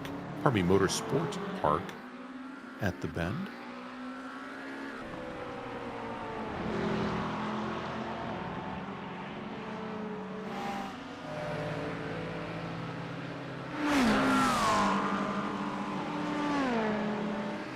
Well, the LMP2 battle's not over yet. Butler and Cushman just about a second and a half apart there, but you can see Cushman had been making some strides. Last couple laps, Butler's responded, but we know they'll be running through traffic at least one more time, probably 2 more. Let's see what that means in this battle. They've got some traffic even right there in front of them. Yeah, and the other Jordan in the conversation, Jordan Griffin, Larry, after that spin that we saw just 2 laps ago, hasn't really gotten back up the pace. He's been lapping about a second and a half off of what Butler and Cushman have been running here. Well, Butler trying to get him around Brian Cox, and of course running 4th in his own GT3 Pro battle. He's just going to make sure his night continues safely. And we've got one of the Frito Sport entries there. That's possibly Brockway. No, that is 78. That is John Casey. John Casey.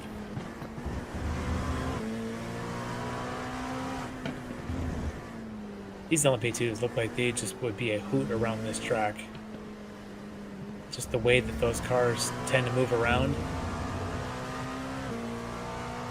Yeah, a pretty wide track surface gives you the opportunity to, as we've seen here tonight, well, we've seen a lot of cases where the drivers haven't been able to recover from some of these lurid slides, but for the most part, you know, if you get a little bit out of sorts, there's enough room here to wrangle the car back and get it under control. Yeah, it's got to be if not a great place to race in these cars. I would imagine just sitting down and trying to turn some laps would be pretty fun here. It does look like it races pretty well. We've seen a lot of side-by-sides. It seems like it's a tough track to master. It also looks like one of the tracks where if you're slightly offline, your camber changes. And that means you could push someone into an offline situation. Their camber changes through the next corner. Suddenly they don't get the exit. And now you've got game on side-by-side battles. And we've seen a lot of that tonight, whether it's these LMP2s or, whoa, hey, one of the Frito Sport entries, that would be, is that now Brockway? So Brockway's been and I think Brockway's got some damage, Larry, that his Acura had been, and John, maybe if we can back up a little bit, I think Brockway might have impacted a wall prior to us getting that shot. Ouch. That's definitely some impacts. Yeah, that wasn't a wall that he got impact from. Well, yeah, and I think got together with Brian Bennett there, but obviously took a good amount of damage from. Who was that? We know it wasn't Jimbo Pfeiffer because he hasn't returned. Was it Aaron Beaver? Beaver, I think. Yeah, I think it might have been the '97 BMW that got him right on the rear axle. Yeah, that's the thing. There's some high-speed corners around here, and I think it brings tough situations together between the prototypes and the GT cars, as the prototypes can take them so much quicker, but the GT3s just have to hold their line. And they become a roadblock in some of the high-speed corners. I think we're seeing some of that tonight. There's been a lot of interaction between prototypes and GTs. Jeff Jacobs in a bit of a battle with Filippo Barbieri.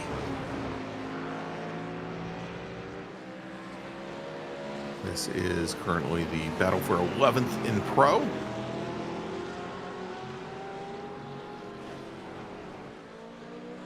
In that incident before with Brockway, that definitely was Aaron Beaver, because the stewards are looking at an incident between the 97 of Beaver and the 62 of Brockway. Well, you know, Larry, we were running out of GTP cars to attribute short that supply to. right now. Yeah. With Pfeiffer and Tragoda both retiring early.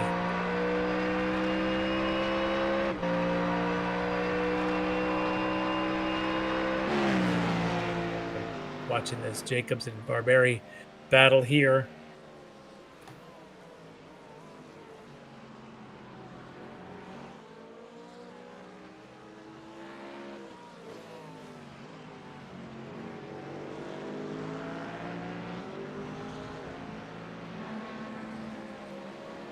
Porsche definitely looking a little bit more loose.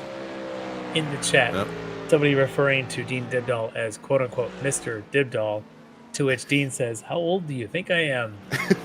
Dean, get used to it. He is the age of majority now. He now can vote. Yeah, the first time you're out in public and someone calls you Mr., you say, "Oh, no, Mr. Dibdahl, that's my father." No, guess what there, Dean? You are now Mr. Dibdahl. You are now Mr. Dibdahl. You're the more famous Dibdahl, so you now have that name over that other Dibdahl. That other guy now will be known as Dean's dad. That's right. My crew chief. All right, we did get word that Aaron Beaver was assigned responsibility for that impact with Greg Brockway, and I didn't catch it. Sounded like he was going to get a 10-second penalty, but it's a drive-through. It's a drive-through. Well, there you go. That's not going to have much of an effect on the order, as Beaver currently running third in LMP2 and about 50 seconds back from Hudek as it stands. So a couple of things I've been kind of watching, following a little bit tonight. Zach DeLeva, we talked about his excursions on the opening lap. He had more excursions and contact later. He had some incidents and spins. He's running third in GT3 AM. Yeah. He's only about 10 seconds back of the leader in GT3 AM. With now, likely a bit of bent sheet metal on his Mustang. Yeah, quite a bit. Now he's running. I guess this would put him 11th, or probably 12th amongst all the GT3 cars. Now he was running as high as 5th to start the race. And there you go, coming down the pit lane is Aaron Beaver to serve his penalty. You know, so I mean, obviously he's dropped back now. He had the advantage, Larry, when this race started. That I believe that the rest of the AM field were like 10th or 11th amongst all the GT3 cars. So, you know, DeLeva had a bit of a buffer to work from to begin with. But, again, his pace. And right now he's lapping at a second and a half faster than Carlos Barrera ahead. Quite a bit faster than Chester Guidry as well, about a second and a quarter faster than Guidry. Yeah, with 15 minutes left in this race. I don't know there's enough time remaining for Zach to get there, but any mistakes for Barrero or for Guidry, and DeLeva could find himself in that unusual position of nearly winning this thing despite all the action. I mean, he has the ability to get up to Barrero, the Lamborghini. That's not the Lamborghini ahead. That is, I think that was Charlie. Was that the 100 car, Hosea? It's one of the Rockefellers. Oh, yeah. Well, I was looking to see which one it was. Keith Stein? Is that a Corvette? No, Stein's in the Corvette. No, that's not a Corvette. That's that actually Rocky is Rocky Rocco in the 47. I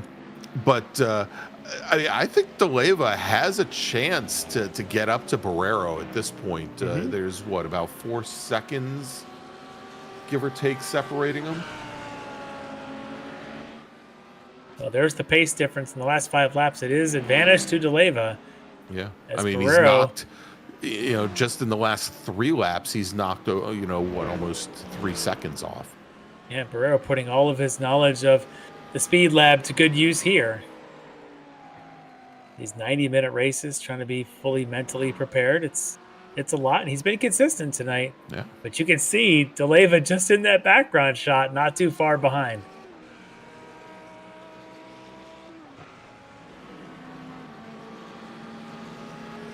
As Rocco is going to move aside, let DeLeva through. So DeLeva's next thing in his sights is going to be Carlos Barrero.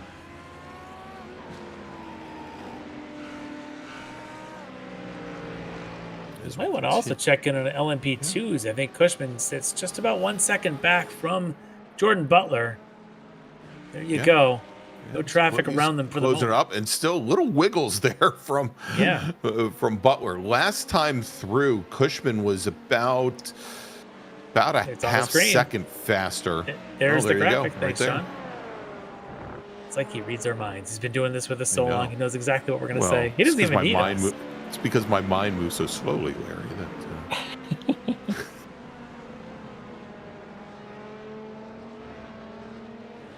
Butler definitely under pressure now. Remember, for the first half, or at least the first third of this race, Butler was just sort of a distant third, just watching the front two. Cushman and Griffin just exchanged blows and exchanged the lead.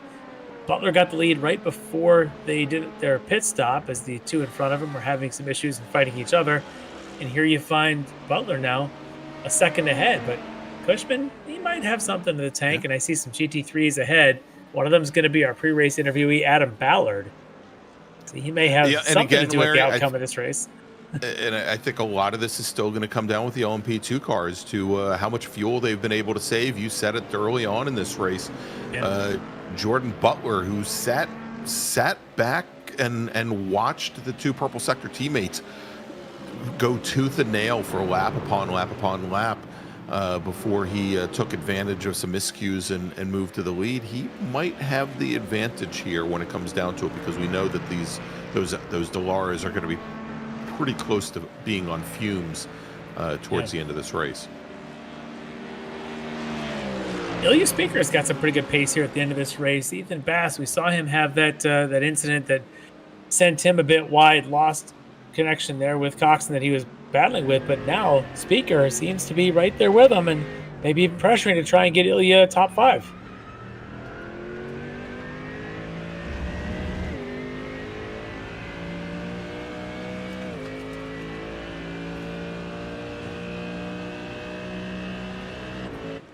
I do love that Mercedes. That's my favorite GT3 car. I love the sound of that Mercedes motor. Yeah, I know the Mustang sounds pretty good from the outside. It's a strong contender. There's something though about the smooth note of that Mercedes. Just up and down these little humps, over these apexes, just the right amount of curves. A little decreasing radii here through the left and right. Oh, it looks like so much fun.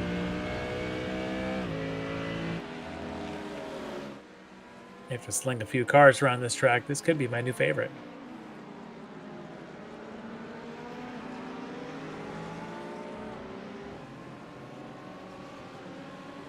All right, 10 minutes to go. Less than a second now between Butler and Cushman.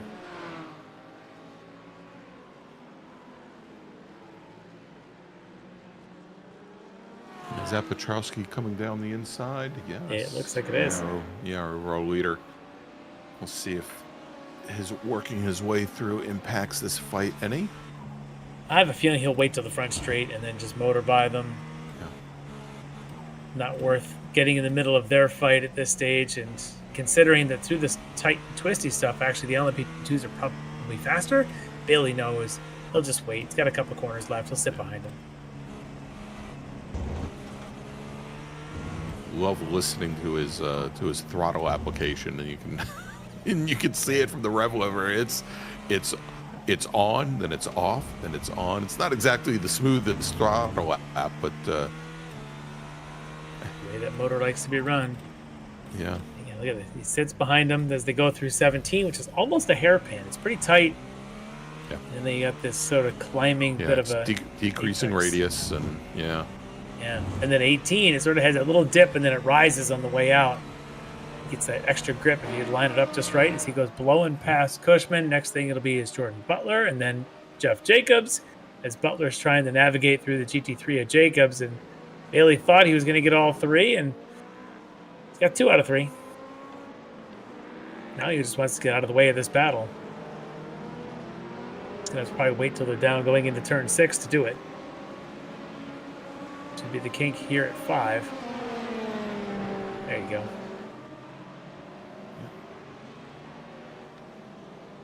As they come into the hairpin here at 6, and but just that little bit of time with Petrowski sitting between Butler and Cushman gave Butler a little bit of breathing room.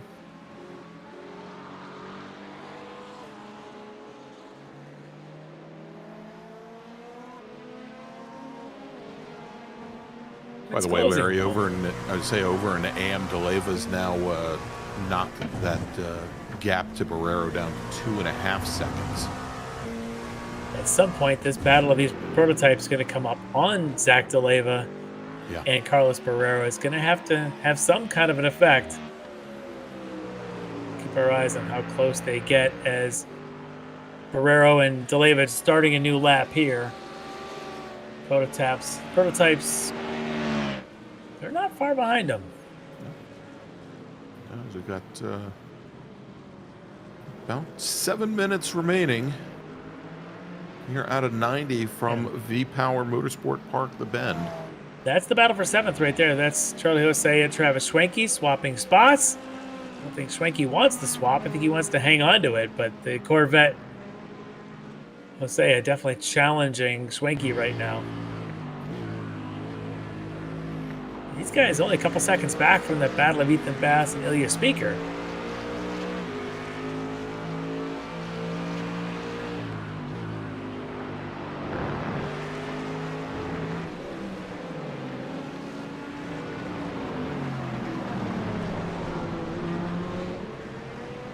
As Chad Sebring hangs all the way to the outside, even into the dirt, to let these two through. And Chad having a bit of a rough night here.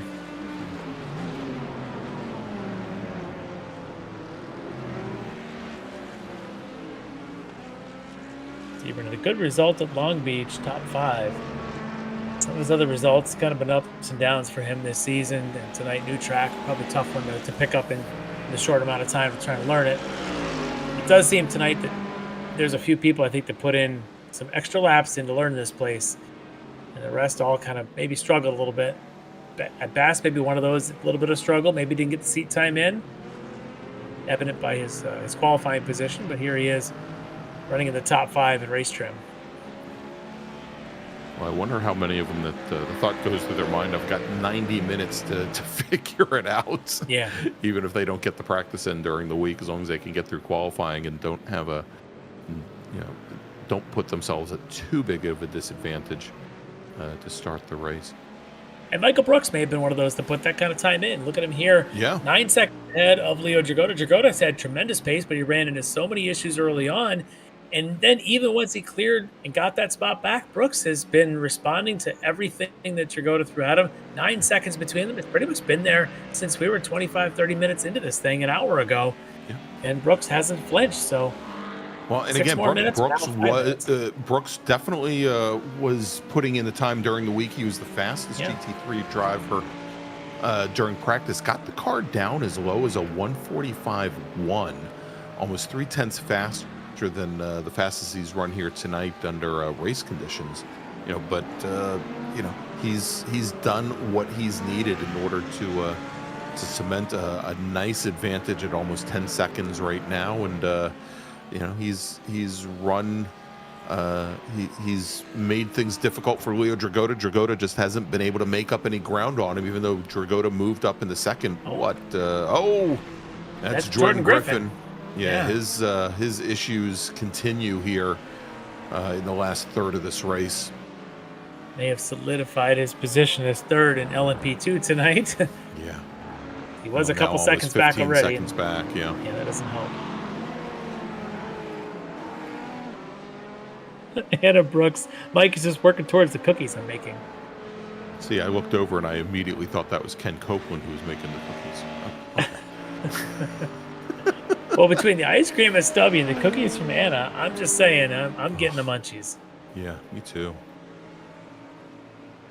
I'm sure they smell fantastic in the house. Oh, I'll bet. All right, Save some for us, Anna.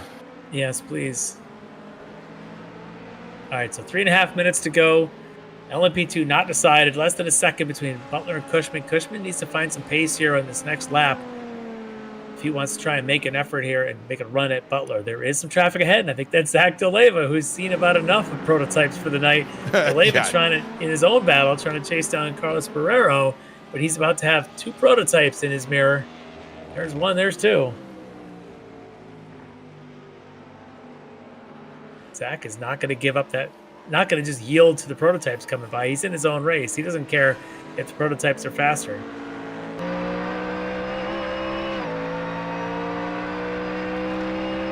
Butler's going to try and get past now when he has a chance. Takes the inside.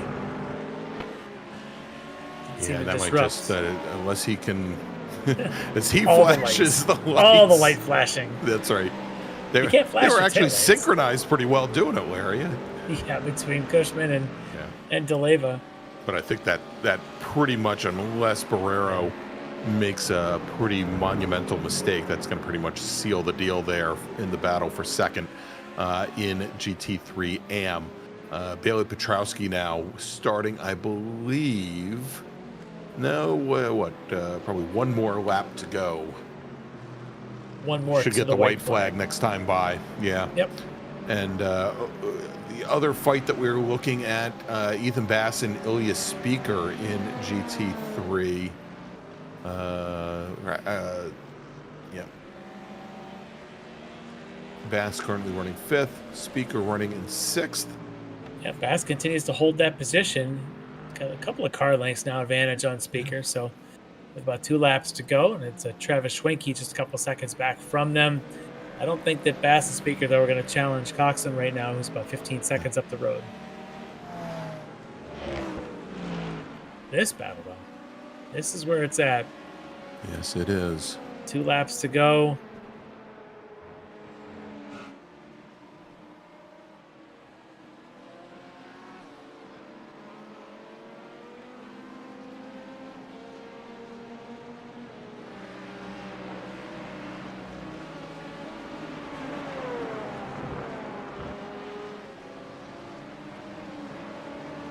Cushman using everything he can to try and get some speed.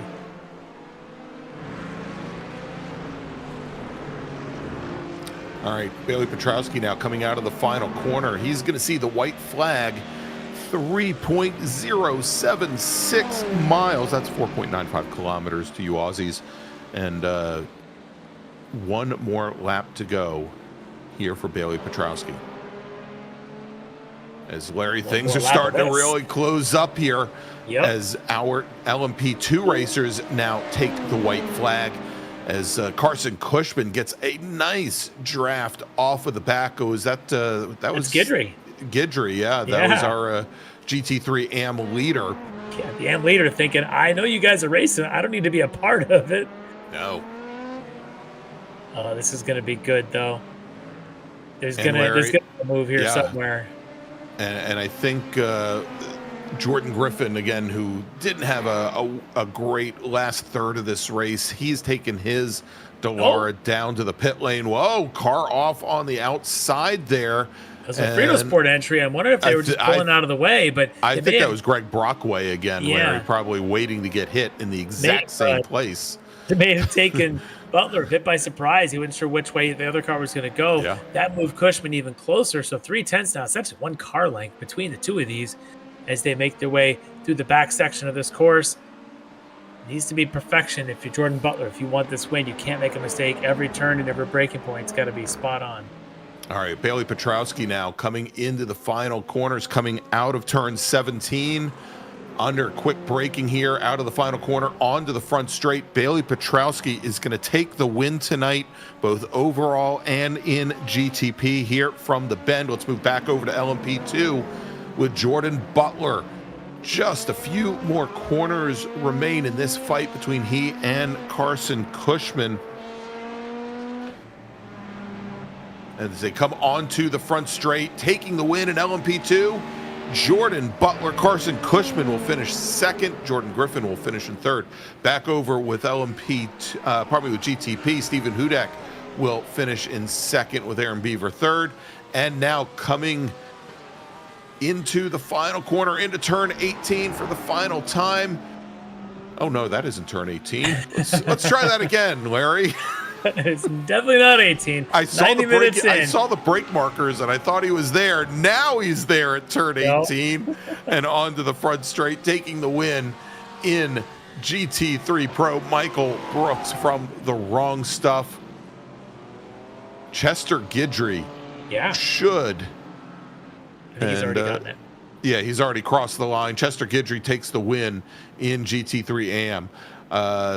With Carlos Barrero finishing second in AM. Zach DeLeva coming home in third. Over in Pro, Brooks and then Leo Dragota. Brian Bennett should bring his machine across the line, third in GT3 Pro. Great racing. Yes. Unbelievable stuff. I like this track. I'm going to be running this thing as soon as I can. This looks like a ton of fun to drive and to race. One thing, though, new track, new winners. What doesn't change is Bailey Petrowski gets another win. That's right. And, Larry, there you go. We knew it was going to come down to the very end. Yep. Jordan Butler out of fuel on the cooldown lap. And Carson Cushman, I think, is actually pretty close behind him there. He gets that car back underway, but he's taking shortcuts. Yeah, he's taking the shortcuts to try and get back to the pit lane. All right, Larry, let's take a quick break, and we'll give Jordan Butler an opportunity to maybe put a splash of gas in that Delara. When we come back, we'll talk to our race winners here tonight across our 4 different classes, where you've just seen round number 7 of the Extreme Motorsports Ricmotech World Challenge from V-Power Motorsport Park at The Bend. You're on Apex Racing TV. We'll be right back.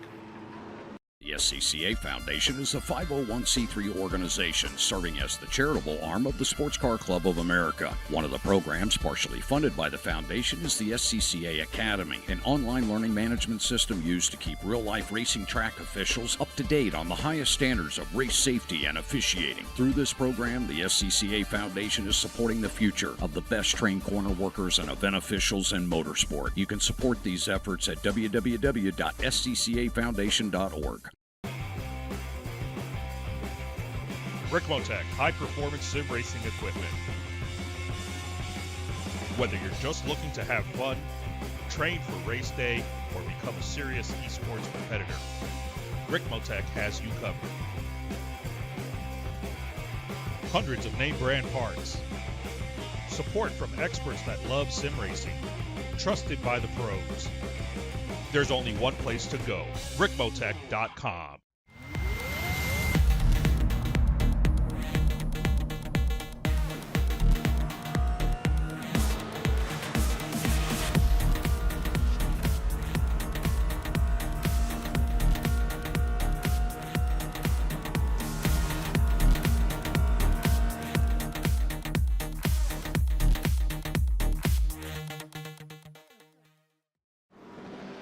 The search is over.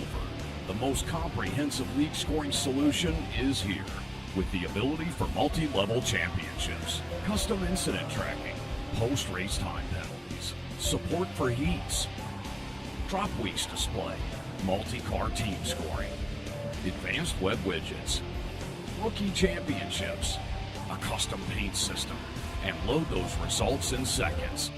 Visit extremescoring.info today. Ricmotech high-performance sim racing equipment.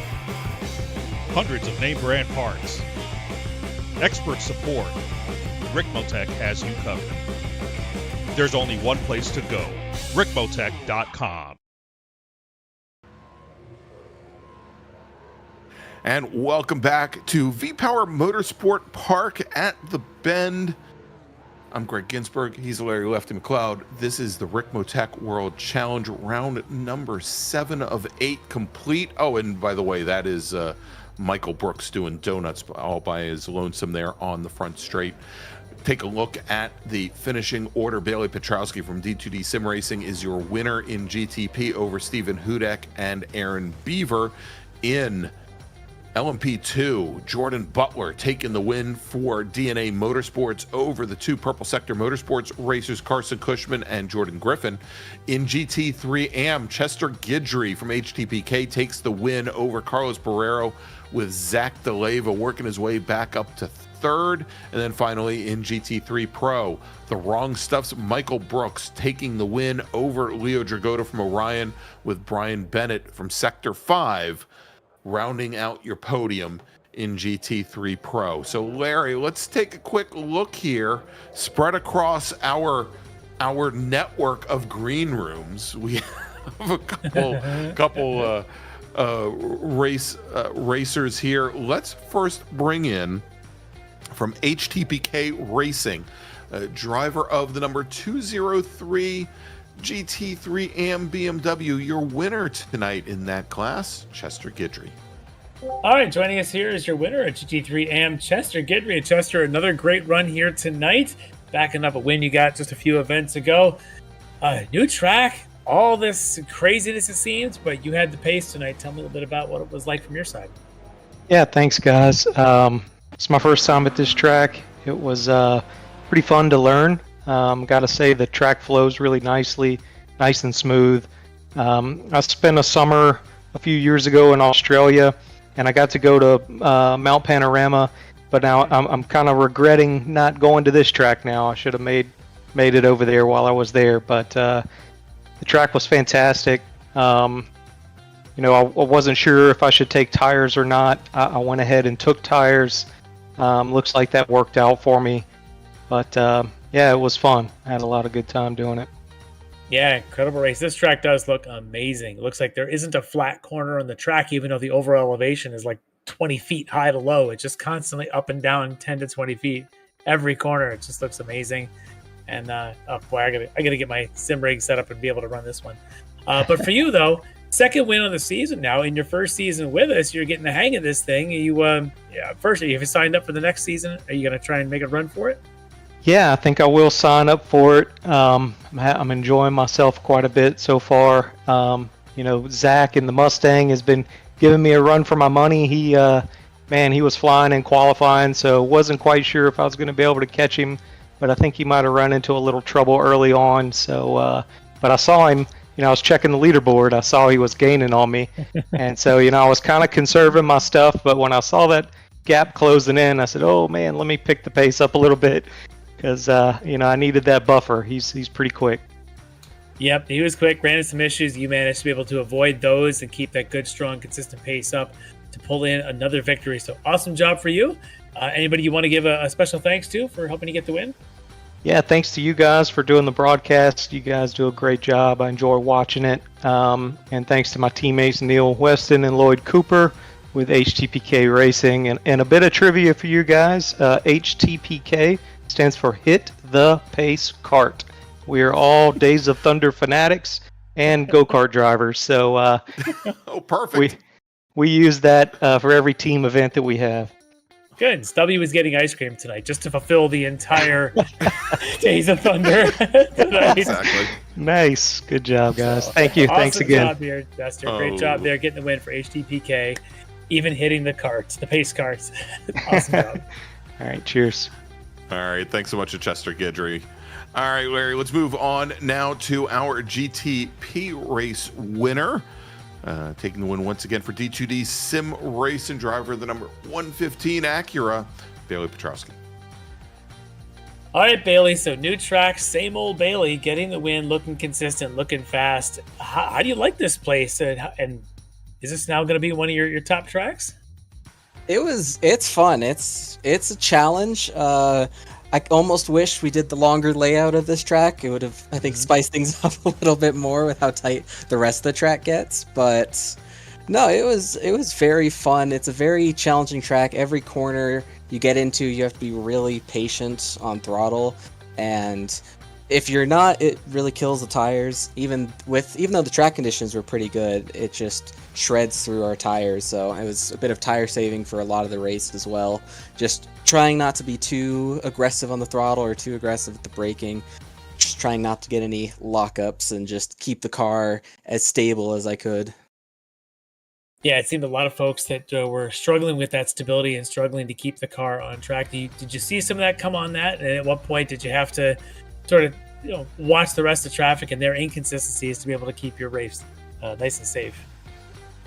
There was quite a few moments, I would say. For one, there's a lot of GT3s that went off track in front of me, and I had to try and navigate around them or figure out where they were going to come back on track. But it was just with the nature of the track, it's almost guaranteed that everyone's going to be taking slightly different lines. So it's kind of also just trying to read what everyone's doing, kind of figure out where they're going to be or whether they're going to take the corner tighter or open up a bit more. And there's a lot of just trying to figure out, and since it is a new track, just trying to figure out how people are going to take corners in the slower classes. And just there's a lot of just patience. Yeah, it seemed like it, but it paid off tonight and getting yourself another victory here on a fantastic track and a great drive for you. But I know your TTD team was watching in the chat and probably cheering you on. Maybe you want to give a shout out to them and a few others? Oh yeah, absolutely. Want to give a shout out to the team as always. Want to thank the sponsors to our team as well as the sponsors to the series. Ricmotech, Buck Kicker, Speed Labs for still joining in the middle of this season. SCCA Foundation. I want to thank you guys for commentating on the races. Thank everyone for watching the races as well. And thank all the friends and family as well that continue to support me in these races. Yep, and you continue to show off and get wins and make everyone proud around you. Doing a great job here. So getting a win tonight for GTD Sim Racing, Billy Petrowski. Congrats. Thank you. You guys have a good one. You too. All right, Larry. Now let's move over to GT3 Pro, where our winner tonight from The Wrong Stuff, driving the number 83 Lamborghini, is Michael Brooks. All right, joining us here is Michael Brooks, your winner in GT3 Pro. Michael, I just have one question. How were the cookies? Oh, they were delicious. They were delicious. All right. Milk too. Yeah, even better. That's milk and cookies. Nothing goes better than that. Anna's in the chat saying they were the best inspiration she can give you during the race. I'm sure the house just smells tremendous. Oh, it's fantastic. All right, well, enough of the cookies, though. Let's talk about this race. You had tremendous pace. There was a lot of chaos going on behind you, and every time we checked in on you, that lead kept going a little bigger, a little bigger, a little bigger. Consistency. Did you just put in the time to learn this track in this short turnaround? Yeah, in the past week I put in a lot of practice. Got into a lot of sessions just to make sure I got the seat time, practice on cold tires for that lap 1 chaos.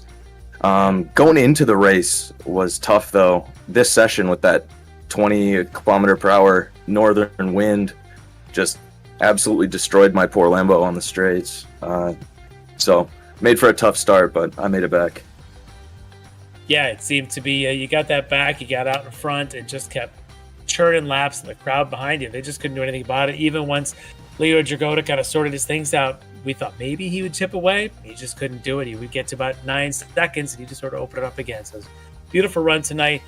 Of course, your crew chief and your chef there at the house making the cookies for you, but they're all cheering you on. I'm sure you're going to want to go back and watch with them this great performance. But great job tonight. And a great win for you. Do you want to give any thanks to the team and the others for helping you out?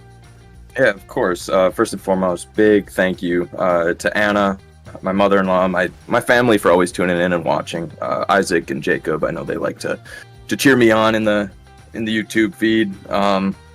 Big shout out to TWS, of course. It's too bad Ken couldn't be in here because he took a spill on his bike, but he's always pushing me to be better. So big shout out to the team, TWS, our sponsors, VRS, UbiSafe, Dangerous. Big thank you to you guys too. You guys always put on just a class broadcast, so it's always fun to go back and watch. So I appreciate you guys. Well, you're going to love to watch this one back. In the win here for the wrong stuff tonight, it's Michael Brooks. Congrats. Thank you. All right, thanks so much, Michael. Now let's move over finally to our LMP2 winner tonight, driving for DNA Motorsports. Whoops, wrong person. Jordan Butler. We'll get him eventually, Larry. Here he comes. All right. Joining us here is your winner from LMP2, Jordan Butler from DNA Motorsports. And Jordan, that was an exciting race. All three of you, only 3 cars in the field tonight, but you guys put on the best show of the night. How was that from your vantage point? Man, that was like such a fun race. It was a really difficult race, but really fun race. Getting the one stop in the P2s, you had to save fuel, but these 2 other guys were so fast that like I had to push, save tires, and save fuel at the same time. And it was like such a tough, like strategic mental battle to not overdo it, but still keep the pace up. Yeah, we had seen, was that a short fuel there or the cooldown lap? That's how close you cut it? Oh yeah, I only had like less than a liter left, across the which was actually more than I was expecting. I was like looking at my fuel calculator. I was like on the edge. I was like 0.2, 0.3 liters at the finish of the calculator. So I was like, save. And then Carson got within a second of me. And I was like, well, I guess I can't save anymore. And I just had to go for it. Well, he had the advantage. He was somehow able to go a lap longer than you on the first stint. So he's got that extra lap in the bank. And that had to be worrying you as you get down to the end. Oh, I had no idea how he did that. Like I got to my lap, got to my target lap, and I saw he kept going. I was like, this is gonna be trouble because come the end of the race, I'll be saving fuel still, and he could probably push. And I was just thinking, all right, if I get track position, maybe I can, like, you know, keep the gap. And I don't know, I managed to hold on that whole second stint. Yeah, it's unbelievable to watch with all the traffic and GT3 cars going off left and right. There were incidents with the GTPs had their share of incidents tonight. So for you guys to come through, put on a fantastic show, for you to get the win here, it was just so much fun to watch. Great racing all around, and you're going to want to watch this one back. This is a good one. But for getting the win, do you want to give any thanks to any teammates, sponsors, or others? I mean, as always, you know, thanks to my team. DNA is not in this season, but they're always giving me support every week to do well. You know, they're helping me set up and all that. So I really appreciate those guys. And then, of course, you know, my family and all, you know, they're great and giving me a lot of support. And yeah, you know, and thanks to the series to put this on. Even though there's only 3 of us in LP2, you know, we still put on a show. So thank you guys for letting us do this awesome racing. Yeah, great show you put on. And anybody who didn't show up, Dean Dibdall, you missed out on a great race. It was a lot of fun. I wish I could have been out there with you guys. But get the win here for DNA Motorsports and LMP2. It's Jordan Butler. Congrats. Thank you. All right, Larry, let's wrap things up here after a long 90-minute race, round number 7 of the championship. By the way, you know, I've been thinking about this, Larry, is, you know, we found that Ken Copeland, you know, couldn't make tonight's race because he had some issues with a 2-wheeled vehicle. There's a certain team that he races against where they've got a bicycle manufacturer as a sponsor. You know, I'm just saying that there's somewhere he could go for some help if need be. Anyway, let's wrap things up here this evening. Quickly, we'll take a look at what we've got coming up on the schedule. Next week, Monday night, August 11th, it is the season finale of the Ricmotech Touring Car Cup for our Hyundai Elantra TCR ends, as well as the GR86 Cup cars, 60 minutes from Heaven on Earth, Virginia International Raceway. And then in 2 weeks, August 18th, it is the World Challenge finale. It's going to be at Daytona for 75 minutes. And then in 3 weeks, I guess we can tease it, it is the Mini Mite Sports Car Challenge for the LMP3 and GT4 racers. And if you want to sign up for the next season of the Mini Mite Sports Car Challenge or the Ricmotech World Challenge starting tomorrow, go to xmsracing.com. All right, so for Jonathan Grabowski, for Larry Lefty McLeod, I'm Greg Ginsburg, and we'll see you next Monday night from Virginia International Raceway. Have a great week, everybody. Ricmotech, high-performance sim racing equipment. There's only one place to go, ricmotech.com.